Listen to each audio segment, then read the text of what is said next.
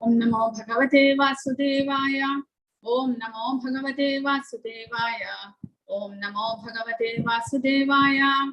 Om Ajnana Timirandasya Jnana Anjana Shalakaya Chakshurunmilitam Yena Tasmai Shri Gurave Namaha. Shri Chaitanya Manobhishtam Sthapitam Yena Bhutale Swayam Rupa Katha Mahyam Dadati Supadantikam.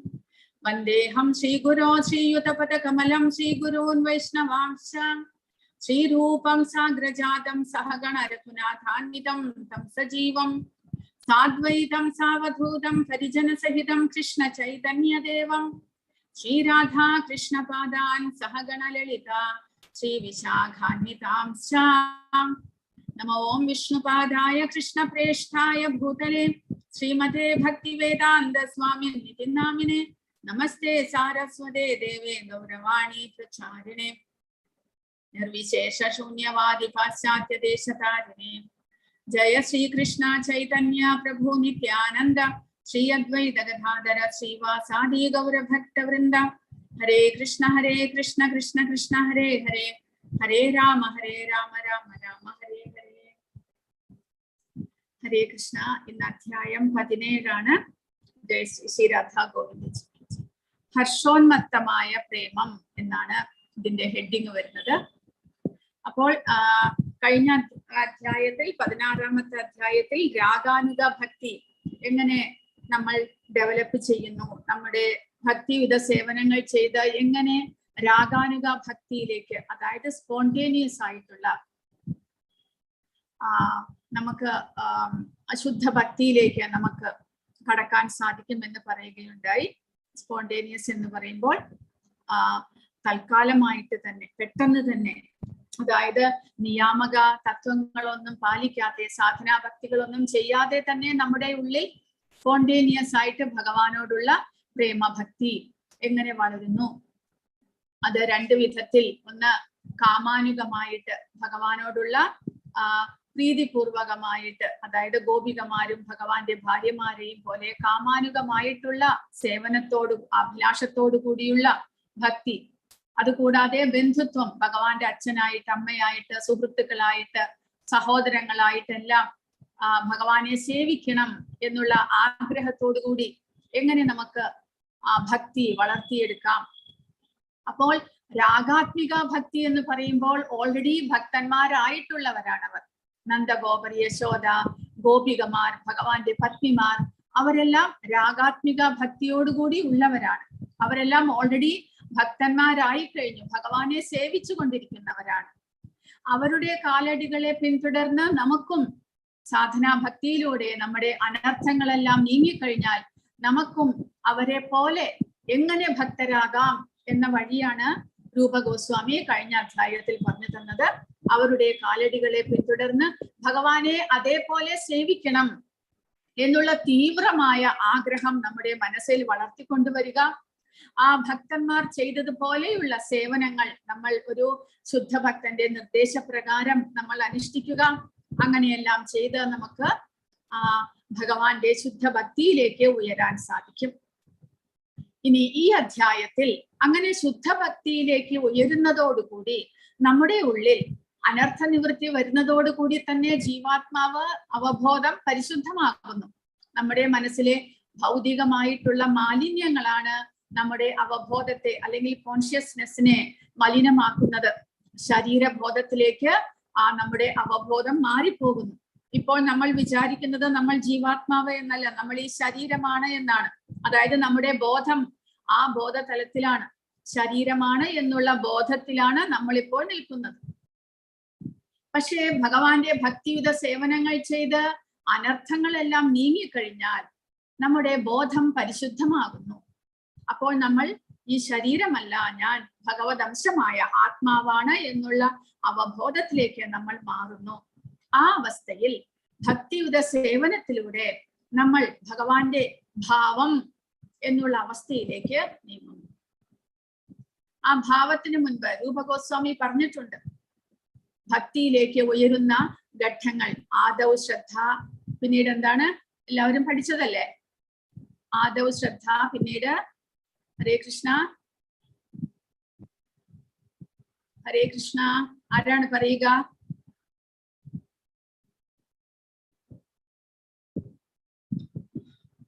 ആദൗ ശ്രദ്ധ തഥാ സാധു സംഘ.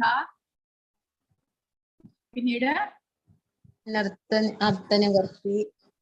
ഇല്ല മാതാജി. ആദൗ ശ്രദ്ധ, തുടക്കത്തിൽ നമ്മുടെ മനസ്സിൽ ഭഗവാനോടുള്ള ശ്രദ്ധ അല്ലെങ്കിൽ വിശ്വാസം ഉണ്ടാകണം.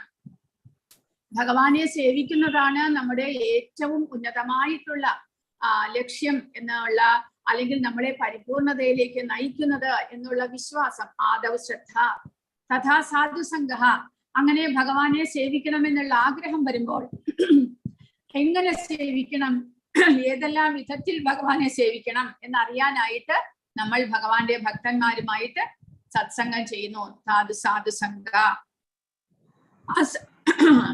സത്സംഗത്തിലൂടെ നമുക്ക് ഭഗവാനെ സേവിക്കുന്നത് എങ്ങനെ എന്നുള്ള അറിവ് ലഭിക്കുന്നു. പിന്നീട് നമ്മളും ആ ഭഗവാന്റെ സേവനം ആരംഭിക്കുന്നു. അതാണ് ഭജനക്രിയ. ഭഗവാനെ ഭജിക്കുക, സേവിക്കുക. ഭജ എന്ന് പറഞ്ഞു കഴിഞ്ഞാൽ സേവിക്കുക. ഭഗവാനെ സേവിക്കുന്നു. ഭഗവാനെ സേവിച്ചു വരുംതോറും നമ്മുടെ ഉള്ളിൽ അനർത്ഥ നിവൃത്തി, നമ്മുടെ അനർത്ഥങ്ങളെല്ലാം, ദുശീലങ്ങളെല്ലാം നീങ്ങി നമ്മുടെ ഉള്ളിൽ ദൈവികമായ ഗുണങ്ങൾ വളർന്നു വരുന്നു. നമ്മുടെ ദുശീലങ്ങളും മുൻജന്മങ്ങളിലെ പാപകർമ്മങ്ങളെല്ലാം തന്നെ അതോടുകൂടി ക്രമേണ കുറേശ്ശെയായിട്ട് നീങ്ങുകയാണ്. ഒറ്റയടിക്കെല്ലാം പോകുകയില്ല. കാരണം അനേകം ജന്മങ്ങളായിട്ട് നമ്മൾ ചെയ്തു കൂട്ടിയിട്ടുള്ള പാപകർമ്മങ്ങളാണ് അതെല്ലാം നമ്മുടെ ശ്രദ്ധാഭക്തി അനുസരിച്ച് കുറേശ്ശെയായിട്ട് നീങ്ങുകയാണ് ചെയ്യുന്നത്. അപ്പോൾ അനർത്ഥ നിവൃത്തി വന്നു കഴിഞ്ഞാൽ നമ്മൾ കൃത്യനിഷ്ഠയോടുകൂടി ഭഗവാന്റെ സേവനത്തിൽ ഒരു കൃത്യനിഷ്ഠയുണ്ടാകുന്നു. അതിന് നമ്മൾ ഇമ്പോർട്ടൻസ് കൊടുക്കുന്നു. ബാക്കിയുള്ള ഭൗതികമായ വിഷയങ്ങളെക്കാൾ ഭഗവാന്റെ സേവനത്തിന് നമ്മൾ കൂടുതൽ പ്രാധാന്യം നൽകുന്നു. അങ്ങനെ നിഷ്ഠയോടുകൂടി ഭഗവാന്റെ സേവനങ്ങൾ ചെയ്ത് നമ്മുടെ ഉള്ളിൽ രുചി അല്ലെങ്കിൽ ആസക്തി എന്ന് പറയുന്നു. അതായത് ഭഗവാന്റെ സേവനത്തിൽ മാത്രമേ ആഗ്രഹമുള്ളൂ. ഭൗതികമായ ഒരു വിഷയത്തിലും നമുക്ക് ആഗ്രഹം ഉണ്ടാകുന്നില്ല. ആ രുചിയോടുകൂടി, അതായത് വളരെ ആസക്തിയോടുകൂടി ഭഗവാനെ സേവിക്കുക. അങ്ങനെയുള്ള സേവനത്തിലൂടെ എന്ത് സംഭവിക്കുന്നു? നമ്മൾ ആ ഹയസ്റ്റ് ആയിട്ടുള്ള ഭഗവാന്റെ പ്രേമ ഭക്തി തലത്തിലേക്ക് നമ്മൾ ക്രമേണ ഉയരുകയാണ്. അതാണ് ഭാവം. ഭാവം എന്ന് പറയുമ്പോഴത്തേക്കും ആ ഭാവ സ്റ്റേജിൽ നമ്മുടെ ശരീരത്തിലും മാറ്റങ്ങൾ ഉണ്ടാകുന്നു. അതായത് ചിലർക്ക് ഭഗവാന്റെ നാമം കേൾക്കുന്നതോടുകൂടി തന്നെ രോമാഞ്ചം ഉണ്ടാകുന്നു. ചിലർക്ക് കണ്ണിൽ നിന്ന് കണ്ണുനീർ ധാരയായിട്ട് ഇത് പ്രേമഭക്തി മൂലം. പിന്നെ ചിലർ ബോധം കെട്ട് വീഴുന്നു. ചൈതന്യ മഹാപ്രഭു ചൈതന്യ ചരിതാമൃതത്തിൽ ചൈതന്യ മഹാപ്രഭുവിന്റെ ശരീരത്തിൽ ഇതുപോലെ അനേകം ലക്ഷണങ്ങൾ ഉണ്ടാകുന്നതായിട്ട് കാണിച്ചിട്ടുണ്ട്. ചൈതന്യ മഹാപ്രഭു കൃഷ്ണന്റെ നാമം കേൾക്കുന്നതോടുകൂടി തന്നെ ചിലപ്പോൾ ബോധം കെട്ട് വീഴുന്നു, ചിലപ്പോൾ കണ്ണുനീർ ധാരയായിട്ട് ഒഴുകുന്നു, ചിലപ്പോൾ ഭ്രാന്തനെ പോലെ കൃഷ്ണനെ അന്വേഷിച്ച് അലയുന്നു. അങ്ങനെ ഭാവ എന്ന് പറഞ്ഞാൽ ഭാവമാറ്റങ്ങൾ എന്ന് നമ്മൾ മലയാളത്തിൽ പറയില്ലേ. ശരീരത്തിൽ പല വിധത്തിലുള്ള ഭാവമാറ്റങ്ങൾ ഉണ്ടാകുന്നു. രോമാഞ്ചം കൊള്ളുക, കൃഷ്ണന്റെ കഥ കേൾക്കുമ്പോൾ രോമാഞ്ചം കൊള്ളുന്നു, കണ്ണുനീർ വരുന്നു. പക്ഷെ ഇപ്പോഴും നമുക്ക് ചിലപ്പോൾ ഭഗവാനോടുള്ള ഭക്തി ഉള്ളപ്പോൾ ചില സീനുകളെല്ലാം ഭഗവാനെ കുറിച്ച് കേൾക്കുമ്പോൾ നമ്മുടെ ഉള്ളിൽ കരച്ചിലും നമ്മുടെ ഉള്ളിൽ സന്തോഷമെല്ലാം ഉണ്ടാകും. പക്ഷെ അത് ആ അതീന്ദ്രിയമായ തലത്തിലുള്ള മാറ്റങ്ങളല്ല എന്ന് മനസ്സിലാക്കണം. കാരണം ഇത് ജീവാത്മാവ് പരിശുദ്ധനാകുന്നതോടുകൂടി ഉണ്ടാകുന്ന മാറ്റങ്ങളാണ്. അതീന്ദ്രിയമായ ലെവലിലേക്ക് ആ ഭക്തൻ ഉയരുകയാണ് ചെയ്യുന്നത്. നമ്മളിപ്പോഴും ഭൗതിക തലത്തിൽ തന്നെയാണ്. നമ്മൾ അതീന്ദ്രിയമായ തലത്തിൽ നമ്മുടെ ഭൗതികമായിട്ടുള്ള അവബോധം പരിശുദ്ധമായിട്ട് നമ്മൾ ഉയരുന്ന അവസ്ഥയിലാണ് ഇങ്ങനെയുള്ള ഭാവമാറ്റങ്ങൾ ഉണ്ടാകുന്നത്. ആ ഭാവമാറ്റങ്ങളോട് കൂടിയിട്ടുള്ള ആ ഭക്തന്റെ സേവനം, അതിനെയാണ് ഈ അധ്യായത്തിൽ വിവരിക്കുന്നത് ഹർഷോന്മത്തമായ പ്രേമം എന്ന്. അപ്പോൾ ആദ്യമായിട്ട് വൃന്ദാവനത്തിലെ 6 ഗോസ്വാമികൾക്ക് സമർപ്പിക്കുന്നു ഈ അധ്യായം. കാരണം അവരാണ് ഈ ഉദാഹരണമായിട്ട് നമ്മൾ പഠിക്കുന്നത്. കാരണം അവർ ഈ അവസ്ഥയിലേക്ക്, ഭാവ അവസ്ഥയിൽ ഇരുന്നു കൊണ്ട് തന്നെയാണ് അവർ നമുക്ക് വേണ്ടിയിട്ട്, ഭക്തന്മാർക്ക്, ഭാവിയിലെ ഭക്തന്മാർക്ക് വേണ്ടിയിട്ട് ഇതുപോലെയുള്ള ഗ്രന്ഥങ്ങളെല്ലാം ഉണ്ടാക്കി നമുക്ക് വഴി കാണിച്ചു തന്നത്. ഷഡ്ഗോസ്വാമി അഷ്ടകമുണ്ട്. 6 ഗോസ്വാമിമാരെ പ്രകീർത്തിച്ചുകൊണ്ടുള്ള അവരുടെ സേവനങ്ങളും അവരുടെ ദിനചര്യകളും എല്ലാം ഉൾക്കൊള്ളിച്ചു കൊണ്ടുള്ള ഒരു അഷ്ടകമുണ്ട് നമ്മുടെ ഭജന ബുക്കിലുണ്ട് അഷ്ടകം, ഷഡ്ഗോസ്വാമി അഷ്ടകം. അതിലെ ശ്ലോകമാണ് ഇതൊരെണ്ണം. നാനാ ശാസ്ത്ര വിചാരണൈക നിപുണൗ സദ്ധർമ്മ സംസ്ഥാപകൗ ലോകാനാം ഹിതകാരിണൗ ത്രിഭുവനേ മാന്യൗ ശരണ്യാകരൗ രാധാകൃഷ്ണ പാദാരവിന്ദ ഭജനാനന്ദേന മത്താലികൗ വന്ദേ രൂപ സനാതനൗ രഘുയുഗൗ ശ്രീജീവ ഗോപാലകൗ. അതായത് നാനാ ശാസ്ത്ര വിചാരണൈക നിപുണവും, ഈ ഷഡ്ഗോസ്വാമികൾ 6 ഗോസ്വാമിമാരും പല ശാസ്ത്രങ്ങളെയും വായിച്ച് പഠിച്ച് അതിന്റെ വിവർത്തനം ചെയ്യാനും അതിന്റെ അർത്ഥം കണ്ടുപിടിക്കാനും നിപുണന്മാരായിരുന്നു, യോഗ്യന്മാരായിരുന്നു. നാനാ ശാസ്ത്ര വിചാരണൈക നിപുണവും സദ്ധർമ്മ സംസ്ഥാപകവും. അങ്ങനെ അവർ നമ്മുടെ ഇടയിൽ, മനുഷ്യരുടെ ഇടയിൽ ധർമ്മം പുനഃസ്ഥാപിക്കാനായിട്ട് പരിശ്രമിച്ചു കൊണ്ടിരുന്നു. ധർമ്മം എന്ന് പറഞ്ഞാൽ ജീവാത്മാവിന്റെ ധർമ്മം എന്നുള്ളത് ഭഗവത് സേവനം. ആ ഭക്തിയുത സേവനത്തെ പുനഃസ്ഥാപിച്ചു അവർ എന്നാണ് പറയുന്നത്. സദ്ധർമ്മ സംസ്ഥാപകവും ലോകാനാം ഹിതകാരിണവും, ലോകത്തിലെ എല്ലാ ജനങ്ങൾക്കും ഹിതകരമായിട്ടുള്ളത് ചെയ്യാൻ അവർ പരിശ്രമിച്ചു. ഏതാണോ ഹിതകരമായിട്ടുള്ളത്? ലോകർക്കെല്ലാം ഹിതകരമായിട്ടുള്ളത് എന്താണ്? ഇപ്പോൾ നടക്കുന്ന പോലത്തെ എഡ്യൂക്കേഷൻ ഒന്നുമല്ല.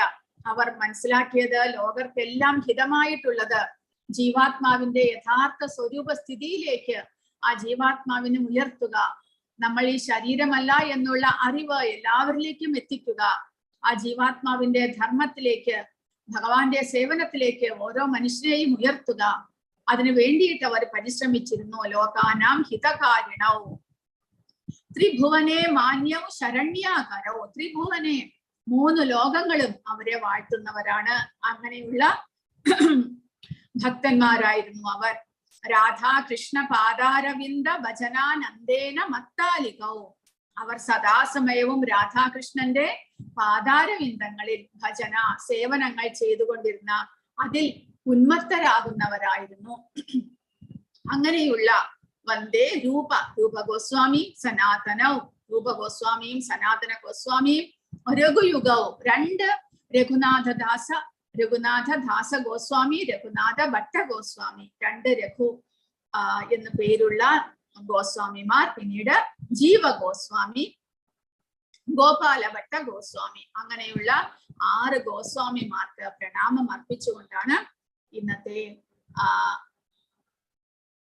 ക്ലാസ് ആരംഭിക്കുന്നത്. അപ്പോൾ ശുദ്ധമായ ഭക്തി സേവനത്തിന്റെ നിർവചനം ചൈതന്യ ചരിതാമൃതത്തിലും രൂപ ഗോസ്വാമിയും വർണ്ണിച്ചിട്ടുണ്ട്. എന്താണ് ശുദ്ധമായ ഭക്തിയുത സേവനം? ഒരു കലർപ്പമില്ലാത്ത പരിശുദ്ധമായിട്ടുള്ള ഭക്തിയുത സേവനം എന്ന് പറഞ്ഞാൽ രൂപ ഗോസ്വാമി പറയുന്നത് അന്യ അഭിലാഷിത ശൂന്യം, ഒരഭിലാഷവും ഇല്ല.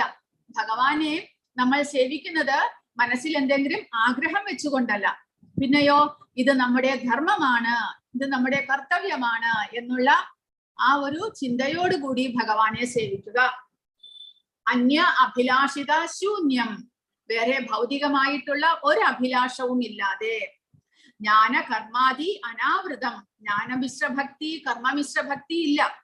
ജ്ഞാനവും കർമ്മവും അതിന്റെ ലവലേശം പോലും ഇല്ല. പിന്നെയോ പരിപൂർണമായിട്ട് ഭക്തിയുത സേവനങ്ങൾ മാത്രം. ഭഗവാനെ കുറിച്ച് ആ ഭക്തിയുത സേവനത്തിലൂടെ തന്നെ ആ ഭക്തന് അറിവുണ്ടാകുന്നു.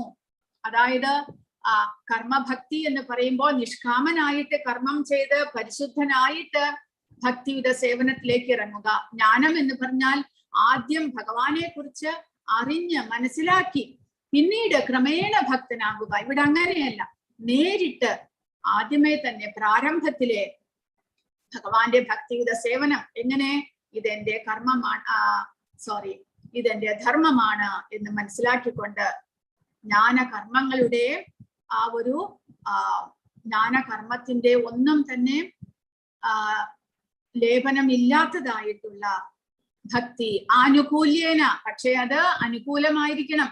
ഇപ്പോൾ കംസനും പിന്നീട് ഹിരണ്യകശ്യപുവും എല്ലാം തന്നെ ഭഗവാനെ കുറിച്ച് സദാസമയവും ചിന്തിച്ചു കൊണ്ടിരുന്നു. പക്ഷെ അത് പ്രതികൂലമായിട്ടായിരുന്നു. കംസന്റെ ഉള്ളിൽ ഈ കൃഷ്ണൻ തന്നെ എപ്പോഴാണ് വധിക്കാൻ വരുന്നത് എന്നുള്ള ചിന്ത മാത്രമായിരുന്നു. എവിടെ നോക്കിയാലും കംസന് കൃഷ്ണനെ കാണാൻ സാധിക്കുമായിരുന്നു. കാരണം ആ പേടി മൂലം, ഭയം മൂലം കൃഷ്ണൻ എപ്പോഴാണ് എന്നെ വധിക്കാൻ വരുന്നത് എന്നുള്ള ചിന്ത, അത് അനുകൂലമായിട്ടുള്ള ചിന്തയല്ല. അതുപോലെ ഹിരണ്യകശിപുവും ഭഗവാനെ ശത്രുതാ മനോഭാവത്തോടുകൂടി വിഷ്ണുവിന്റെ പേര് കേട്ടാൽ അപ്പോൾ ഹിരണ്യകശിപു വിറയ്ക്കും. പക്ഷേ അങ്ങനെയല്ല, അനുകൂലമായിട്ട് ഭക്തന്മാർ സദാസമയവും ഭഗവാനെ പ്രേമഭക്തിയോടുകൂടി സ്മരിക്കുന്നു. അങ്ങനെയുള്ള അനുകൂലമായിട്ടുള്ള കൃഷ്ണ അനുശീലനം, അതാണ് ഉത്തമ ഭക്തി എന്നാണ് രൂപഗോസ്വാമി പറയുന്നത്. ഭൗതികമായ ലാഭത്തിനോ ഫലവത്തായ പ്രവർത്തനങ്ങളിലൂടെയോ തത്വചിന്താപരമായ ഊഹാപോഹങ്ങളിലൂടെയോ ഉള്ള നേട്ടമോ ആഗ്രഹിക്കാതെ പരമഭഗവാനായ കൃഷ്ണനോട് ഒരാൾ അതീന്ദ്രിയമായ സ്നേഹപൂർവമായ സേവനം അനുഷ്ഠിക്കണം. അതിനെയാണ് ശുദ്ധമായ ഭക്തി സേവനം എന്ന് പറയുന്നത്. ഇനി അടുത്തതായിട്ട് ഭക്തിരസാമൃത സിന്ധുവിലെ 1-ാമത്തെ അധ്യായത്തിൽ 1-ാമത്തെ ഭാഗത്ത് 1-ാമത്തെ അധ്യായത്തിലെ 12-ാമത്തെ ശ്ലോകം, സർവോപാധി വിനിർമുക്തം തത്പരത്വേന നിർമ്മലം ഋഷികേന ഋഷികേശ സേവനം ഭക്തിരുച്യതേ. ഇത് നാരദമുനി പറഞ്ഞിട്ടുള്ളതാണ്. എന്താണ് സർവ ഉപാധി വിനിർമുക്തം എന്ന് പറഞ്ഞാൽ ഒരു ഉപാധികളും ഇല്ലാതെ, ഭൗതികമായ പദവികളൊന്നും തന്നെ ആഗ്രഹിക്കുന്നില്ല. ഭൗതികമായ പദവികളിലൂടെ അല്ല നമ്മൾ സേവിക്കുന്നത്. ഒരു ഉപാധികളും ഇല്ലാതെ ഭഗവാനെ സേവിക്കുക. തത്പരത്വേന നിർമ്മലം, നിർമ്മലമായിട്ട്, അതായത് കൽമഷങ്ങളൊന്നും തന്നെ ഇല്ലാതെ. ഋഷികേന ഋഷികേശ സേവനം, നമ്മുടെ ഇന്ദ്രിയങ്ങൾ കൊണ്ട് ഋഷികേന, ഇന്ദ്രിയങ്ങളെ കൊണ്ട് ഋഷികേശ, ഇന്ദ്രിയങ്ങളുടെ നാഥനായിട്ടുള്ള ഭഗവാനെ സേവിക്കുക. ഭക്തി അല്ലെങ്കിൽ ഭക്തി സേവനം എന്നാൽ നമ്മുടെ എല്ലാ ഇന്ദ്രിയങ്ങളെയും പരമപുരുഷനായ എല്ലാ ഇന്ദ്രിയങ്ങളുടെയും യജമാനനായ ഭഗവാന്റെ സേവനത്തിൽ മുഴുകുക എന്നാണ്. ആത്മാവ് പരമാത്മാവിനെ സേവിക്കുമ്പോൾ 2 പാർശ്വഫലങ്ങളുണ്ട്. ഒരുവൻ എല്ലാ ഭൗതിക പദവികളിൽ നിന്നും മുക്തനാകുന്നു. കേവലം ഭഗവാന്റെ സേവനത്തിൽ ഏർപ്പെടുന്നതിലൂടെ അവന്റെ ഇന്ദ്രിയങ്ങൾ ശുദ്ധീകരിക്കപ്പെടുന്നു. അപ്പോൾ ഭഗവാനെ, ജീവാത്മാവ് പരമാത്മാവിനെ സേവിക്കുമ്പോൾ ഇവിടെ പറയുന്നത് ഭൗതികമായിട്ടുള്ള ഒന്നും തന്നെ പിന്നീട് അവിടെ ശേഷിക്കുന്നില്ല. നമ്മുടെ മനസ്സിൽ ഭൗതികമായിട്ടുള്ള ഒരാഗ്രഹങ്ങളും ഉണ്ടാകുന്നില്ല. അതുകൂടാതെ ഭഗവാന്റെ സേവനത്തിലൂടെ നമ്മുടെ ഇന്ദ്രിയങ്ങളും പരിശുദ്ധമാക്കപ്പെടുന്നു. അതും ഉത്തമമായിട്ടുള്ള ഭക്തിയെ കുറിച്ച് തന്നെയാണ്. ഇനി അടുത്തതായിട്ട് രൂപഗോസ്വാമി പറയുന്നത്, അത ശ്രീകൃഷ്ണ നാമാദി ന ഭവേദ്ഗ്രാഹ്യം ഇന്ദ്രിയൈഹി സേവോന്മുഖേഹി ജിഹ്വാദൗ സ്വയമേവ സ്ഫുരത്യതഃ. പക്ഷേ മലിനമാക്കപ്പെട്ട ഇന്ദ്രിയങ്ങളിലൂടെ ഭഗവാന്റെ നാമം, രൂപം, ഗുണം, വിനോദങ്ങൾ എന്നിവയുടെ അതീന്ദ്രിയ സ്വഭാവം ആർക്കും മനസ്സിലാക്കാൻ കഴിയില്ല. ഉത്തമ ഭക്തി എന്നുള്ളത് എന്താണ് എന്ന് 2 ശ്ലോകങ്ങളിലൂടെ പറഞ്ഞു. പക്ഷേ ആ ഉത്തമ ഭക്തി നമ്മുടെ ഉള്ളിലേക്ക് വരണമെങ്കിൽ നമ്മൾ ഭഗവാനെ കുറിച്ച് അറിഞ്ഞിരിക്കണം. പക്ഷെ ഭഗവാനെ കുറിച്ച് അറിയണമെങ്കിൽ എന്ത് വേണം? നമ്മുടെ ഇന്ദ്രിയങ്ങൾ പരിശുദ്ധമാകണം. മലിനമായ ഇന്ദ്രിയങ്ങളിലൂടെ, ഭൗതികമായ തൃഷ്ണകളുള്ള ഇന്ദ്രിയങ്ങളിലൂടെ ഭഗവാനെ മനസ്സിലാക്കാൻ സാധ്യമല്ല. ഭഗവാന്റെ അതിനു വേണ്ടിയിട്ട് അപ്പോൾ ഭഗവാനെ മനസ്സിലാക്കാൻ, ഇന്ദ്രിയങ്ങൾ പരിശുദ്ധമാകാൻ നമ്മൾ എന്താണ് ചെയ്യേണ്ടത്? ഭഗവാന്റെ അതീന്ദ്രിയ സേവനത്താൽ ഒരാൾ ആത്മീയമായി പൂരിതനാകുമ്പോൾ മാത്രമേ ഭഗവാന്റെ അതീന്ദ്രിയമായ നാമവും രൂപവും ഗുണവും വിനോദങ്ങളും അവനിൽ വെളിപ്പെടുകയുള്ളൂ. അങ്ങനെ ഭഗവാന്റെ സേവനത്തിന് വേണ്ടിയിട്ട് ഇവിടെ പറഞ്ഞിരിക്കുന്നത് സേവോന്മുഖേഹി ജിഹ്വ ആദൗ. ജിഹ്വ പറഞ്ഞു കഴിഞ്ഞാൽ നമ്മുടെ നാവ് മുതൽക്കുള്ള നമ്മുടെ പഞ്ച ഇന്ദ്രിയങ്ങളെ കൊണ്ട് ഭഗവാന്റെ സേവനങ്ങൾ ചെയ്യുക. കണ്ണുകൊണ്ട് ഭഗവാന്റെ രൂപത്തെ ദർശിക്കുവാനായിട്ട് സദാസമയവും ഭഗവാന്റെ രൂപത്തെ കണ്ട് അതിൽ ആകർഷിതനാകാൻ പരിശ്രമിക്കുക. ചെവി കൊണ്ട് ഭഗവാനെ കുറിച്ച് നിരന്തരം കേൾക്കുക. നാവുകൊണ്ട് ഭഗവാന്റെ നാമങ്ങൾ ചൊല്ലുക, ഭഗവാന്റെ പ്രസാദം ഭക്ഷിക്കുക. അങ്ങനെ നമ്മുടെ ഇന്ദ്രിയങ്ങളെ കൊണ്ട് ജിഹ്വ ആദൗ സേവോന്മുഖ, ഭഗവാന്റെ സേവനങ്ങൾ ചെയ്യുന്നതോടുകൂടി എന്ത് സംഭവിക്കുന്നു? സ്വയമേവ സ്ഫുരത്യതഃ. സ്വയം തന്നെ എന്ന് പറഞ്ഞാൽ ഓട്ടോമാറ്റിക് ആയിട്ട് നമ്മുടെ ഭഗവാന്റെ കരുണയാൽ നമ്മുടെ ഉള്ളിൽ സ്വയം തന്നെ ആ ഭഗവാനെ കുറിച്ചുള്ള അറിവ് ഉണ്ടാകുന്നു. നമ്മൾ കൂടുതലായിട്ട് കഷ്ടപ്പെടേണ്ട ആവശ്യമില്ല. നമ്മുടെ ഇന്ദ്രിയങ്ങൾ പരിശുദ്ധമാകുന്നതോടുകൂടി നമ്മുടെ ഉള്ളിൽ സ്വയമേവ ഭഗവാനെ കുറിച്ചുള്ള ജ്ഞാനം നമുക്ക് അറിയാൻ സാധിക്കുന്നു. ഭഗവാന്റെ നാമം, രൂപം, ഗുണം, വിനോദങ്ങൾ ഇതെല്ലാം തന്നെ നമുക്ക് മനസ്സിലായി തുടങ്ങുന്നു. പക്ഷെ അതിനു വേണ്ടിയിട്ട് ആദ്യമായിട്ട് നമ്മുടെ ഇന്ദ്രിയങ്ങൾ കൊണ്ട് നമ്മൾ ഭഗവാന്റെ സേവനങ്ങൾ ചെയ്യേണ്ടതാണ്. ഇനി അങ്ങനെ ഇന്ദ്രിയങ്ങളെ കൊണ്ട് ഭഗവാന്റെ സേവനങ്ങൾ ചെയ്യുമ്പോൾ നമ്മൾ ഒരു കാര്യം ശ്രദ്ധിക്കേണ്ടത് എന്താണ്? ഭൗതികമായിട്ടുള്ള, അപ്പോൾ നമ്മൾ സംശയമുണ്ടാകും, ഭൗതികമായിട്ടുള്ള വസ്തുക്കൾ അവ ഭൗതിക വസ്തുക്കളാണ്, അവ കൊണ്ട് അതീന്ദ്രിയനായ ഭഗവാന്റെ സേവനങ്ങൾ ചെയ്യാൻ സാധിക്കുമോ? അപ്പോൾ നമ്മിൽ ആസക്തി ഉണ്ടാകില്ലേ എന്ന് ചോദിക്കുകയാണെങ്കിൽ രൂപ ഗോസ്വാമി പറയുന്നു, ഭൗതികമായ വിഷയങ്ങളോട് നമ്മുടെ ഉള്ളിൽ ആസക്തി ഉണ്ടാകാൻ പാടില്ല എന്ന് പറഞ്ഞിട്ട് ആ വസ്തുക്കളെ ഭഗവാന്റെ സേവനത്തിൽ നമുക്ക് ഉപയോഗിക്കാം. അതാണ് വൈരാഗ്യം, യുക്ത വൈരാഗ്യം എന്ന് പറയുന്നത്. അതായത് അനാസക്തസ്യ വിഷയാൻ, ഭൗതികമായ വസ്തുക്കൾ നമ്മുടെ ഉപയോഗത്തിന് വേണ്ടിയിട്ട് സ്വാർത്ഥതയോടുകൂടി നമുക്കായി കൊണ്ട് നമ്മൾ ഉപയോഗിക്കണം എന്നുള്ള ആസക്തി ഇല്ലാതിരിക്കുക. അനാസക്തസ്യ വിഷയാൻ, വിഷയങ്ങൾ എന്ന് പറയുമ്പോൾ ഭൗതികമായ വസ്തുക്കൾ, അവയെ നമ്മുടെ സ്വന്തം പേഴ്സണലായിട്ടുള്ള ഉപയോഗങ്ങൾക്ക് നമുക്ക് ഉപയോഗിക്കണം, എനിക്കത് ആസ്വദിക്കണം എന്നുള്ള ആഗ്രഹം ഇല്ലാതിരിക്കുകയും, അതുകൂടാതെ യഥാർത്ഥം ഉപയുഞ്ചത, അതുകൂടാതെ അവയെ പക്ഷെ നമ്മൾ സ്വീകരിക്കണം. എന്തിനു വേണ്ടിയിട്ട്? നിർബന്ധ കൃഷ്ണ സംബന്ധേ, കൃഷ്ണനുമായിട്ട് സംബന്ധിച്ചുള്ളതെല്ലാം തന്നെ അവ കൃഷ്ണനുമായിട്ട് സംബന്ധിച്ചുള്ളതാക്കണം. നമ്മൾ ഭൗതിക വിഷയങ്ങളെ ഭഗവാന്റെ സേവനത്തിനായി കൊണ്ട് നമ്മൾ ഉപയോഗിക്കുകയാണെങ്കിൽ, നമ്മുടെ ഉപയോഗത്തിനല്ല ഭഗവാന്റെ ഉപയോഗത്തിനായിട്ട് നമ്മൾ ഉപയോഗിക്കുകയാണെങ്കിൽ അത് ശരിയായിട്ടുള്ള വൈരാഗ്യമാണ്. പക്ഷേ ഇതിവിടെ രൂപഗോസ്വാമി പറയാൻ കാരണം, അവ്യക്തിഗതവാദികൾ അല്ലെങ്കിൽ മായാവാദികൾ ഈ ഭൗതിക വസ്തുക്കൾ എല്ലാം തന്നെ നമ്മുടെ ഉള്ളിൽ ആസക്തി ഉണ്ടാക്കും എന്ന് വിചാരിച്ച് അവയെ തിരസ്കരിക്കുന്നു. പക്ഷെ രൂപഗോസ്വാമി പറയുന്നത് അങ്ങനെയല്ല. നമ്മൾ നിയന്ത്രിതരാകണം. നമ്മുടെ മനസ്സിനെ നമ്മൾ നിയന്ത്രിച്ച് ഭൗതിക വസ്തുക്കളെ നമ്മളെല്ലാം തിരസ്കരിക്കരുത്, അവയെ ഉപയോഗിക്കണം. എന്തിനു വേണ്ടിയിട്ട്? ഭഗവാന്റെ സേവനത്തിനായി കൊണ്ട് ഉപയോഗിക്കൂ. ഭഗവാന് സേവനത്തിനായി കൊണ്ട് ഉപയോഗിച്ച് നമ്മൾ പ്രസാദമായിട്ട് സ്വീകരിക്കാം. അതാണ് ശരിയായിട്ടുള്ള വൈരാഗ്യം എന്നാണ് ഇവിടെ രൂപഗോസ്വാമി പറയുന്നത്. കാര്യങ്ങൾ, അതായത് ഭൗതികമായ വസ്തുക്കൾ ഭഗവാന്റെ സേവനത്തിനായാണ് സ്വീകരിക്കേണ്ടത്, അല്ലാതെ ഒരാളുടെ വ്യക്തിപരമായ ഇന്ദ്രിയ സംതൃപ്തിക്ക് വേണ്ടിയല്ല. ഒരാൾ ഒരു കാര്യത്തെ ആസക്തി കൂടാതെ സ്വീകരിക്കുകയും അത് കൃഷ്ണനുമായി ബന്ധപ്പെട്ടതിനാൽ സ്വീകരിക്കുകയും ചെയ്യുന്നുവെങ്കിൽ ഒരാളുടെ ത്യാഗത്തെ യുക്ത വൈരാഗ്യം എന്ന് വിളിക്കുന്നു. അപ്പോൾ ഭഗവാന് വേണ്ടിയിട്ട് ഭൗതികമായ വസ്തുക്കളെ സ്വീകരിക്കുന്നതിൽ എതിർപ്പൊന്നും വേണ്ട എന്ന് പറയുന്നു. അതായത് ഉദാഹരണമായിട്ട് പ്രഭുപാദ യൂറോപ്പിലെല്ലാം പ്രചാരണം ചെയ്യുന്ന സമയത്ത് അദ്ദേഹത്തിന്റെ ശിഷ്യന്മാർ അന്നത്തെ കാലത്തെ പ്രസിദ്ധമായ കാറുകളായിരുന്നു റോൾസ് റോയ്സ് മുതലായിട്ടുള്ള കാറുകൾ. അപ്പോൾ പ്രഭുപാദ ഗുരുവാണ്, ലോക ഗുരുവാണ്. അദ്ദേഹം ഒരു സെന്ററിലേക്ക്, ഏതെങ്കിലും യൂറോപ്പിലെ ഒരു സെന്ററിൽ നിന്ന് വേറൊരു സെന്ററിലേക്കെല്ലാം, ഇസ്കോണിന്റെ അമ്പലങ്ങളിലേക്കെല്ലാം പോകുമ്പോൾ ഫ്ലൈറ്റിൽ വരുന്ന സമയത്ത് എയർപോർട്ടിൽ നിന്ന് അദ്ദേഹത്തിന്റെ ശിഷ്യന്മാർ അദ്ദേഹത്തെ ഇതുപോലെയുള്ള വലിയ വലിയ കാറുകളിൽ വിളിച്ചു കൊണ്ടുപോകുമായിരുന്നു. കാരണം അദ്ദേഹത്തിനോടുള്ള ബഹുമാന സൂചകമായിട്ട് നല്ല പുത്തൻ പുതിയ കാറുകളിൽ അദ്ദേഹത്തെ വിളിച്ചു കൊണ്ടുപോകുമായിരുന്നു. അപ്പോൾ അവിടെയുള്ള പ്രസ് റിപ്പോർട്ടേഴ്സ് എല്ലാം ചോദിക്കും, അങ്ങ് സന്യാസിയാണ്, എല്ലാം ഉപേക്ഷിച്ച ആളാണ്, പിന്നെ എന്തിനങ്ങ് ഈ കാറുകളെല്ലാം സ്വീകരിക്കുന്നത് നല്ലതാണോ? ഇതിലെല്ലാം സന്യാസികൾ സഞ്ചരിക്കാമോ എന്നെല്ലാം അവർ ചോദിക്കും. അപ്പോൾ പ്രഭുപാദ പറയുന്നത്, ഞാൻ എൻ്റെ സ്വന്തം ഇന്ദ്രിയ സുഖഭോഗത്തിന് വേണ്ടിയിട്ടല്ല ഇത് ഉപയോഗിക്കുന്നത്, കൃഷ്ണന്റെ സേവനത്തിന് വേണ്ടിയിട്ടാണ്. പ്രഭുപാദ ഒരിക്കലും ഈ വസ്തുക്കളെല്ലാം തന്നെ സ്വന്തം ഉപയോഗത്തിനായിട്ട് ഉപയോഗിച്ചിട്ടില്ല. പിന്നെയോ വേഗത്തിൽ എളുപ്പത്തിൽ ഒരു സെന്ററിൽ നിന്ന് വേറൊരു സെന്ററിലേക്ക് പോകാനും എല്ലാ ദിക്കിലും മാക്സിമം കൃഷ്ണാവബോധം പ്രചരിപ്പിക്കാനും വേണ്ടിയിട്ടാണ് അദ്ദേഹം ഇതുപോലുള്ള സൗകര്യങ്ങളെല്ലാം ഉപയോഗിച്ചിരുന്നത്.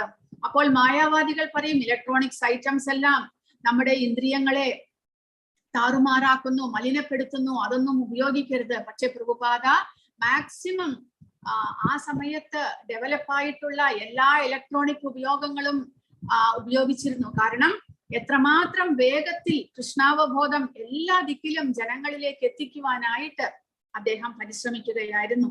അതുകൊണ്ട് അദ്ദേഹം ഡിക്റ്റാഫോൺ ഉപയോഗിച്ച് തന്റെ താൻ എഴുതിയിട്ടുള്ള പുസ്തകങ്ങളെല്ലാം തന്നെ അദ്ദേഹം റെക്കോർഡ് ചെയ്തു വെച്ചു. അദ്ദേഹത്തിന്റെ ശിഷ്യന്മാർ അദ്ദേഹത്തിന്റെ ലെക്ചറുകളെല്ലാം തന്നെ റെക്കോർഡ് ചെയ്തു വെച്ചു. അതെല്ലാം ചെയ്തത് കൊണ്ട് ഇപ്പോൾ നമുക്ക് എല്ലാവർക്കും അത് ഉപയോഗപ്രദമാകുന്നു. അപ്പോൾ ആ സമയത്ത് ഇതെല്ലാം തിരസ്കരിക്കണം, അതെല്ലാം ഭൗതിക വസ്തുക്കളാണ് എന്ന് പറഞ്ഞിരുന്നെങ്കിൽ നമുക്ക് പ്രഭുപാദരുടെ ഒരു ലെക്ചറും അവൈലബിൾ ആവില്ലായിരുന്നു. പക്ഷേ എല്ലാം ഭഗവാന്റെ സേവനത്തിനായി കൊണ്ട് നമ്മൾ ഉപയോഗിക്കുന്നതിൽ ഒരു തെറ്റുമില്ല എന്ന് രൂപഗോസ്വാമി പറയുന്നു. കാരണം അത് വൈരാഗ്യം തന്നെയാണ് എന്ന് പറയുന്നു, ത്യാഗം തന്നെയാണ്. ഭഗവാന് വേണ്ടിയിട്ടാണ് നമ്മൾ അതെല്ലാം ഉപയോഗിക്കുന്നത്. അപ്പോൾ പ്രഭുപാദ ഇവിടെ പറയുന്നു, ശ്രീമതി രാധാറാണി കൃഷ്ണനോട് അഗാധമായ സ്നേഹം വളർത്തിയെടുത്തെങ്കിലും അവളുടെ മനോഭാവം മറ്റുള്ളവർക്ക് തിരിച്ചറിയാൻ കഴിയാത്ത വിധം അവളുടെ ഹൃദയത്തിന്റെ ഉള്ളിൽ അവൾ മറച്ചു വെച്ചു എന്ന് പ്രസ്താവിക്കപ്പെടുന്നു. അപ്പോൾ കഴിഞ്ഞ ക്ലാസ്സിൽ നമ്മൾ പഠിച്ചു രൂപഗോസ്വാമി പറഞ്ഞിട്ടുണ്ട്, മഹാഭക്തന്മാരായി മാറിയെങ്കിലും ഭക്തന്മാർ ഒരിക്കലും അവരുടെ ആ ഒരു പരിപൂർണതയെ പുറത്ത് കാണിക്കുന്നില്ല. അവർ അപ്പോഴും ശരീരം ത്യജിക്കുന്നത് വരെയും വൈദി ഭക്തി അനുസരിച്ച്, നിയമങ്ങൾ അനുസരിച്ച് ഭഗവാന്റെ സേവനങ്ങൾ ചെയ്തുകൊണ്ടിരുന്നു. അതുപോലെ രാധാറാണിയും മഹാഭക്തയായിരുന്നെങ്കിലും ഭഗവാനോടുള്ള അഗാധമായ പ്രേമം ഹൃദയത്തിൽ ഉണ്ടെങ്കിലും അത് പുറത്ത് കാണിച്ചിരുന്നില്ല. പിന്നെയോ പുറത്ത് കാണിക്കാതെ അകത്തൊളിപ്പിച്ചു വെച്ചിരുന്നു. ഭഗവാന് മാത്രമേ രാധാറാണിയുടെ അഗാധമായ പ്രേമത്തെ കുറിച്ചുള്ള അറിവുണ്ടായിരുന്നുള്ളൂ.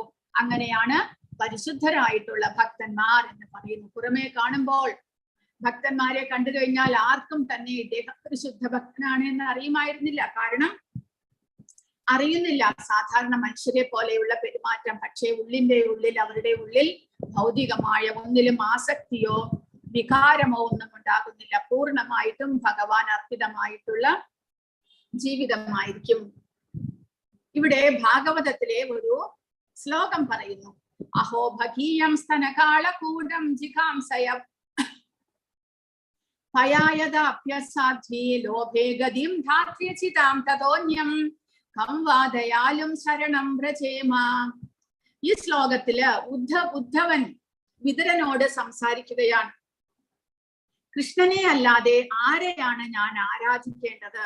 അവന്റെ മഹാമനസ്കത വളരെ വലുതാണ്. പൂതന എന്ന സ്ത്രീ അവനെ വിഷം നൽകി കൊല്ലാൻ വന്നപ്പോൾ അവൾക്ക് അവന്റെ അധികാരത്തിൽ അമ്മ സ്ഥാനം ലഭിച്ചു. ആരാധ്യരായവരിൽ ഏറ്റവും മഹത്തായ വ്യക്തിത്വമാണ് ഭഗവാൻ കൃഷ്ണൻ.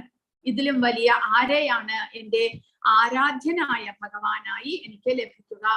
അപ്പോൾ ഉദ്ധവൻ ഭാഗവതത്തിലെ ഒന്നാമത്തെ സ്കന്ധത്തിൽ, രണ്ടാമത്തെയോ മൂന്നാമത്തെയോ സ്കന്ധത്തിലുണ്ട്, ഉദ്ധവൻ വിതുരനെ കണ്ടുമുട്ടുന്നതുണ്ട്. അപ്പോൾ ഉദ്ധവൻ കൃഷ്ണൻ ഇവിടെ നിന്ന് പോയതിന് ശേഷം, കൃഷ്ണൻ അപ്രത്യക്ഷനായതിനു ശേഷം ഉദ്ധവൻ വളരെ വിഷമത്തോടുകൂടി ഭഗവാന്റെ സേവനങ്ങൾ ചെയ്തുകൊണ്ട് പോകുന്ന സമയത്താണ് വിതുരനെ കണ്ടുമുട്ടുന്നത്. വിതുരനോട് ഉദ്ധവൻ കാര്യങ്ങളെല്ലാം പറയുന്നു. എങ്ങനെ പ്രഭാസ ക്ഷേത്രത്തിൽ വെച്ച് യാദവ വംശം മുഴുവനും അന്യോന്യം തല്ലി അവരെല്ലാവരും മരിച്ചു പോകുന്നു, ഭഗവാനും ഈ ലോകം വിട്ടു കഴിഞ്ഞിരുന്നു എന്നെല്ലാം പറയുന്നു. അങ്ങനെ ഉദ്ധവൻ പറയുകയാണ്. ആ ഭഗവാനെ കുറിച്ച് ഉദ്ധവൻ ഒരുപാട് ശ്ലോകങ്ങളിലൂടെ ഭഗവാന്റെ ഗുണങ്ങളെ ഉദ്ധവന് കേൾപ്പിക്കുന്നുണ്ട്. അതിൽ വെച്ച് ഉദ്ധവൻ പറയുകയാണ്, അതിലൊരു ശ്ലോകത്തിൽ ഉദ്ധവൻ പറയുന്നതാണ്, അഹോ ബഗീയം. ബഗി എന്ന് പറഞ്ഞാൽ ബഗന്റെ സഹോദരി. ഒരു കൊക്കായിട്ട് ഭഗവാനെ വധിക്കാൻ വരുന്ന ബഗൻ എന്നുള്ള അസുരനുണ്ട്. ആ ബഗന്റെ സഹോദരിയാണ് പൂതന, ബഗി എന്ന് പറയുന്നു. ആ ബഗിക്ക് അല്ലെങ്കിൽ പൂതനയ്ക്ക് ഭഗവാൻ തന്റെ ധാത്രി അമ്മയുടെ സ്ഥാനം കൊടുത്തു. കാരണം എന്താണ്? തന്റെ സ്തനത്തിൽ കാളകൂട വിഷം തേച്ചിട്ടാണ് ആ പൂതന കൃഷ്ണനെ സ്തനം കുടിക്കാനായിട്ട്, പാല് കുടിക്കാനായിട്ട് അനുവദിച്ചതെങ്കിലും പാല് കുടിക്കാൻ അനുവദിച്ചല്ലോ എന്നുള്ള ആ ഒരേ ഒരു സേവന മനോഭാവത്തിന് ഭഗവാൻ പൂതനയ്ക്ക് അമ്മയുടെ സ്ഥാനം കൊടുത്തു. അത്രമാത്രം ദയാലുവാണ് ഭഗവാൻ. തന്നെ കൊല്ലാൻ വന്നതാണ് എങ്കിൽ കൂടെ ആ രാക്ഷസിക്ക് അമ്മയുടെ സ്ഥാനം ലഭിച്ചു. അതുകൊണ്ട് ഭാഗവതത്തിൽ പറയുന്നത്, ആ പൂതനയുടെ ശരീരം ആ വൃന്ദാവനവാസികൾ എല്ലാവരും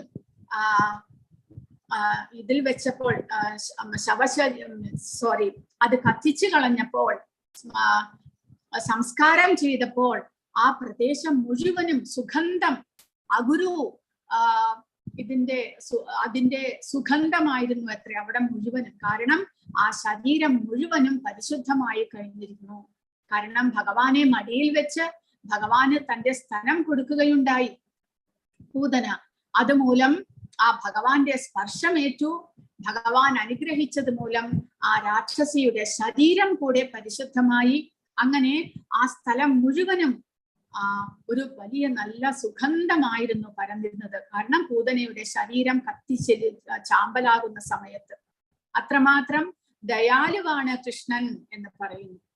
അങ്ങനെ ഈ ശ്ലോകം കേട്ട വഴിക്ക് ഇവിടെ കൊടുത്തിരിക്കുന്നത് പുണ്ടരീക വിദ്യാനിധി. ഈ പുണ്ടരീക വിദ്യാനിധി ചൈതന്യ മഹാപ്രഭുവിന്റെ സമയത്തെ ഒരു ഭക്തനായിരുന്നു, പരിശുദ്ധ ഭക്തനായിരുന്നു. അദ്ദേഹം ചൈതന്യ മഹാപ്രഭുവിന്റെ ഗുരുവായിരുന്നു ഈശ്വരപുരി. ഈശ്വരപുരിയുടെ ഗുരുവായ മാധവേന്ദ്രപുരിയുടെ ശിഷ്യനായിരുന്നു. അതായത് ഈശ്വരപുരിയെ പോലെ തന്നെ മാധവേന്ദ്രപുരിയുടെ ശിഷ്യനായിരുന്നു പുണ്ടരീക വിദ്യാനിധി.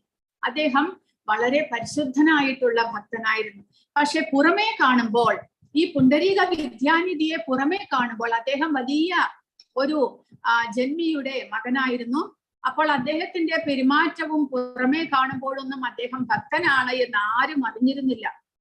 പക്ഷേ അദ്ദേഹം ഈ ശ്ലോകം കേട്ടതോടുകൂടി അദ്ദേഹത്തിന് എന്ത് സംഭവിച്ചു? ഈ ശ്ലോകം പുണ്ടരീക വിദ്യാനിധിയുടെ ഹൃദയത്തിൽ ചില ചലനങ്ങൾ സൃഷ്ടിച്ചു. അവൻ തന്റെ നന്നായി അലങ്കരിച്ച മുടി കീറാൻ തുടങ്ങി. പലതരത്തിലുള്ള അസാധാരണമായ പെരുമാറ്റം കാണിക്കാൻ തുടങ്ങി. പിന്നെ അവൻ നിലത്ത് ഉരുളാൻ തുടങ്ങി. അവന്റെ ശരീരത്തിൽ പെട്ടെന്നുള്ള അനിയന്ത്രിതമായ പേശി സങ്കോചം അല്ലെങ്കിൽ ഞെട്ടിക്കുന്ന ചലനമുണ്ടായി. ഇതെല്ലാമാണ് ഭാവമാറ്റം എന്ന് പറയുന്നത്. കാരണം അത്രയും ഉയർന്ന നിലയിലുള്ള പ്രേമഭക്തിയോട് കൂടിയായിരുന്നു പുണ്ടരീക വിദ്യാനിധി സഞ്ചരിച്ചിരുന്നത്. അദ്ദേഹത്തിന്റെ മനസ്സ് അത്രമാത്രം പരിശുദ്ധമായിരുന്നു. ഭഗവാനോടുള്ള പ്രേമഭക്തി മൂലം നിറഞ്ഞിരിക്കുകയായിരുന്നു പുണ്ടരീക വിദ്യാനിധിയുടെ ഹൃദയം. പക്ഷെ അത് പുറമേ കാണുന്നവർക്ക് അറിയില്ലായിരുന്നു. പക്ഷെ ചൈതന്യ മഹാപ്രഭുവിന് പുണ്ടരീക വിദ്യാനിധിയെ കുറിച്ച് പൂർണ്ണമായിട്ടുള്ള അറിവുണ്ടായിരുന്നു. അദ്ദേഹം കൃഷ്ണന്റെ അവതാര സമയത്ത് ഈ പുണ്ടരീക വിദ്യാനിധി രാധാറാണിയുടെ അച്ഛനായിരുന്നു എന്നാണ് പറയുന്നത്. അതുകൊണ്ട് അത് ചൈതന്യ മഹാപ്രഭുവിന് അറിയാമായിരുന്നു. അതുകൊണ്ട് അദ്ദേഹം പുണ്ടരീക വിദ്യാനിധിയെ അച്ഛ എന്നാണ് വിളിച്ചുകൊണ്ടിരുന്നത് അത്രേ. കാരണം ചൈതന്യ മഹാപ്രഭുവിന്റെ ലീലാ സമയത്ത് അദ്ദേഹം പുണ്ടരീക വിദ്യാനിധിയായിട്ട് അവതരിക്കുന്നു. കാരണം കൃഷ്ണന്റെ അവതാര സമയത്ത് കൃഷ്ണനോടൊപ്പം കൃഷ്ണന്റെ ലീലകളിൽ പങ്കെടുത്തവരെല്ലാവരും തന്നെ ചൈതന്യ മഹാപ്രഭു അവതരിക്കുന്ന സമയത്ത് മഹാപ്രഭുവിന്റെ അസോസിയേറ്റ്സ് ആയിട്ട് ജന്മമെടുക്കുകയുണ്ടായി. ആ വേളയിൽ പുണ്ടരീക വിദ്യാനിധിയും ഉണ്ടായിരുന്നു. അദ്ദേഹമാണ് ഗദാധര പണ്ഡിതന് ശിഷ്യത്വം കൊടുക്കുന്നത്. ഗദാധര പണ്ഡിതന്റെ ഗുരുവായിട്ട് അദ്ദേഹം വരുന്നു. അപ്പോൾ അതുപോലെ നേരത്തെ ഇവിടെ പറഞ്ഞതുപോലെ രാധാറാണി എങ്ങനെയാണോ തന്റെ ഹൃദയത്തിൽ ഭഗവാനോടുള്ള ആ പ്രേമഭക്തിയെ ഒളിപ്പിച്ചു വെച്ചത്, അതുപോലെ പുണ്ടരീക വിദ്യാനിധിയും തന്റെ ഭഗവാനോടുള്ള പ്രേമഭക്തി ഒളിപ്പിച്ചു വെച്ചിരിക്കുകയായിരുന്നു. പക്ഷെ പെട്ടെന്ന് ഒരു തവണ ഈ ശ്ലോകം കേട്ടതോടുകൂടി അദ്ദേഹത്തിന്റെ ആ വികാരങ്ങളെല്ലാം തന്നെ പുറമെ പ്രകടമാകുന്നു. അദ്ദേഹത്തിന്റെ പേശി കോച്ചി വലിക്കുന്നു. അദ്ദേഹം ആ രോമാഞ്ചം കൊണ്ട് ഭഗവാന്റെ ആ നാമം കേട്ടതോടുകൂടി അദ്ദേഹത്തിന് പല വിധത്തിലുള്ള ഭാവമാറ്റങ്ങളും ഉണ്ടാകുന്നു. അതാണ് ഹർഷോന്മത്തമായിട്ടുള്ള പ്രേമം എന്ന ഈ അധ്യായത്തിൽ നമ്മൾ പഠിക്കാൻ പോകുന്നത്. അതിന്റെ ഒരു ആമുഖമായിരുന്നു ഇവിടെ കൊടുത്തത്. അതാണ് ഭാവഭക്തി. ഹർഷോന്മത്തമായ പ്രേമത്തെ ഭാവഭക്തി എന്ന് പറയുന്നു. അപ്പോൾ ഈ ഭാവത്തിന്റെ നിർവചനം എന്താണ്? ഭക്തിയുത സേവനം ശുദ്ധ സത്വ അതീന്ദ്രിയ വേദിയിൽ സ്ഥിതി ചെയ്യുമ്പോൾ അത് കൃഷ്ണനോടുള്ള സ്നേഹത്തിന്റെ സൂര്യപ്രകാശം പോലെയാണ്. അത്തരമൊരു സമയത്ത് ഭക്തിയുത സേവനം ഹൃദയത്തെ വിവിധ അഭിരുചികളാൽ മയപ്പെടുത്തുന്നു. തുടർന്ന് ഒരാൾ ഭാവവികാരത്തിൽ സ്ഥിതി ചെയ്യുന്നു. ഇങ്ങനെ പറഞ്ഞാൽ നമുക്ക് പെട്ടെന്ന് മനസ്സിലാകുന്നില്ല. അപ്പോൾ ഇവിടെ പ്രഭുപാദ പറഞ്ഞതിന് എഴുതിയിട്ടുള്ളത് നമുക്ക് വായിച്ചാൽ മനസ്സിലാകും. ക്രമീകൃതമായ ഭക്തിയുത സേവനം നടത്തുന്നതിലൂടെ, അതായത് നമ്മൾ ഇപ്പോൾ ചെയ്യുന്ന സാധനാ ഭക്തികളെല്ലാം ചെയ്ത് നമ്മൾ മുന്നേറുമ്പോൾ ഒരാൾ ഭൗതിക ഗുണത്തിന് അതീതമാകുന്നു. അതായത് സത്വരജസ് തമോ ഗുണങ്ങളെ മറികടന്ന് നമ്മൾ വിശുദ്ധ സത്വം അല്ലെങ്കിൽ വാസുദേവ സത്വം അതീന്ദ്രിയമായ അവസ്ഥയിലേക്ക് ഒരു ഭക്തൻ ഉയർത്തപ്പെടുന്നു. ആ സമയത്ത് അയാളുടെ ഹൃദയം സൂര്യകോടി പ്രഭമായിരിക്കും എന്ന് പ്രഭുപാദ പറയുന്നു. ആ സമയത്ത് അയാളുടെ ഹൃദയം, കാരണം മാലിന്യങ്ങളെല്ലാം നീങ്ങി പൂർണ്ണമായിട്ടും സൂര്യപ്രകാശത്തെ പോലെ പരിശുദ്ധമാക്കപ്പെടുന്നു നമ്മുടെ ഹൃദയങ്ങൾ. അങ്ങനെയുള്ള സൂര്യകോടി പ്രഭമായിരിക്കും. കാരണം ലോകങ്ങൾക്കെല്ലാം ഉപരിയാണ് സൂര്യന്റെ നില. അതിനാൽ ഏതെങ്കിലും തരത്തിലുള്ള മേഘത്തിന് അതിനെ മൂടാൻ സാധ്യമല്ല. അതുപോലെ ഭക്തൻ സൂര്യന് തുല്യം പവിത്രീകരിക്കപ്പെടുമ്പോൾ അയാളുടെ ഹൃദയത്തിൽ നിന്ന് ഹർഷോന്മത്തമായ പ്രേമത്തിന്റെ പ്രസരണമുണ്ടാകും. അപ്പോൾ സൂര്യൻ അതിശക്തനാണ്. ആ സൂര്യനെ ഒരു മേഘത്തിന് മറയ്ക്കാൻ സാധ്യമല്ല. അതുപോലെ നമ്മുടെ ഹൃദയത്തിലെ മാലിന്യങ്ങളെല്ലാം നീങ്ങി നമ്മുടെ അവബോധം പരിശുദ്ധമാകുമ്പോൾ സൂര്യന് തുല്യം പ്രകാശമാനമായി പരിശുദ്ധമാക്കപ്പെടുന്നു നമ്മൾ. ആ അവസ്ഥയെ നമുക്കിപ്പോൾ ആലോചിക്കാൻ സാധിക്കുന്നില്ല, കാരണം നമ്മൾ മാലിന്യത്തിൽ മുഴുകിയിരിക്കുന്നത് കൊണ്ട്. പക്ഷേ പരിശുദ്ധമാക്കപ്പെടുന്ന ആ ജീവാത്മാവ് അല്ലെങ്കിൽ അവബോധം അത് വളരെയധികം പരിശുദ്ധമാകുന്നതോടുകൂടി ഇതുപോലെ അതീന്ദ്രിയമായ അവസ്ഥയിലേക്ക് ഉയർത്തപ്പെടുന്നു. പിന്നീട് ഭൗതികമായിട്ടുള്ള കൽമഷങ്ങൾക്കൊന്നും തന്നെ അതിനെ തൊടാൻ സാധ്യമല്ല. ആ അവബോധം പൂർണ്ണമായിട്ടും പരിശുദ്ധമാക്കപ്പെടുന്നു. അത് സൂര്യപ്രകാശത്തെക്കാൾ മഹത്തരമായിരിക്കും. അപ്പോൾ മാത്രമാണ് കൃഷ്ണോന്മുഖമായ ആസക്തി പരിപൂർണമാകുന്നത്.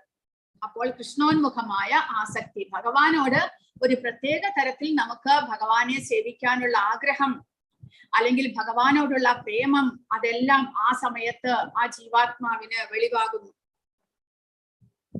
ഈ ഘട്ടത്തിൽ ഭക്തൻ ഉത്തമ അധികാരിയുടെ, അതായത് സമ്പൂർണ്ണ ഭക്തിയുടെ വിധാനത്തിൽ എത്തുന്നു. അതാണ് ഉത്തമാധികാരി.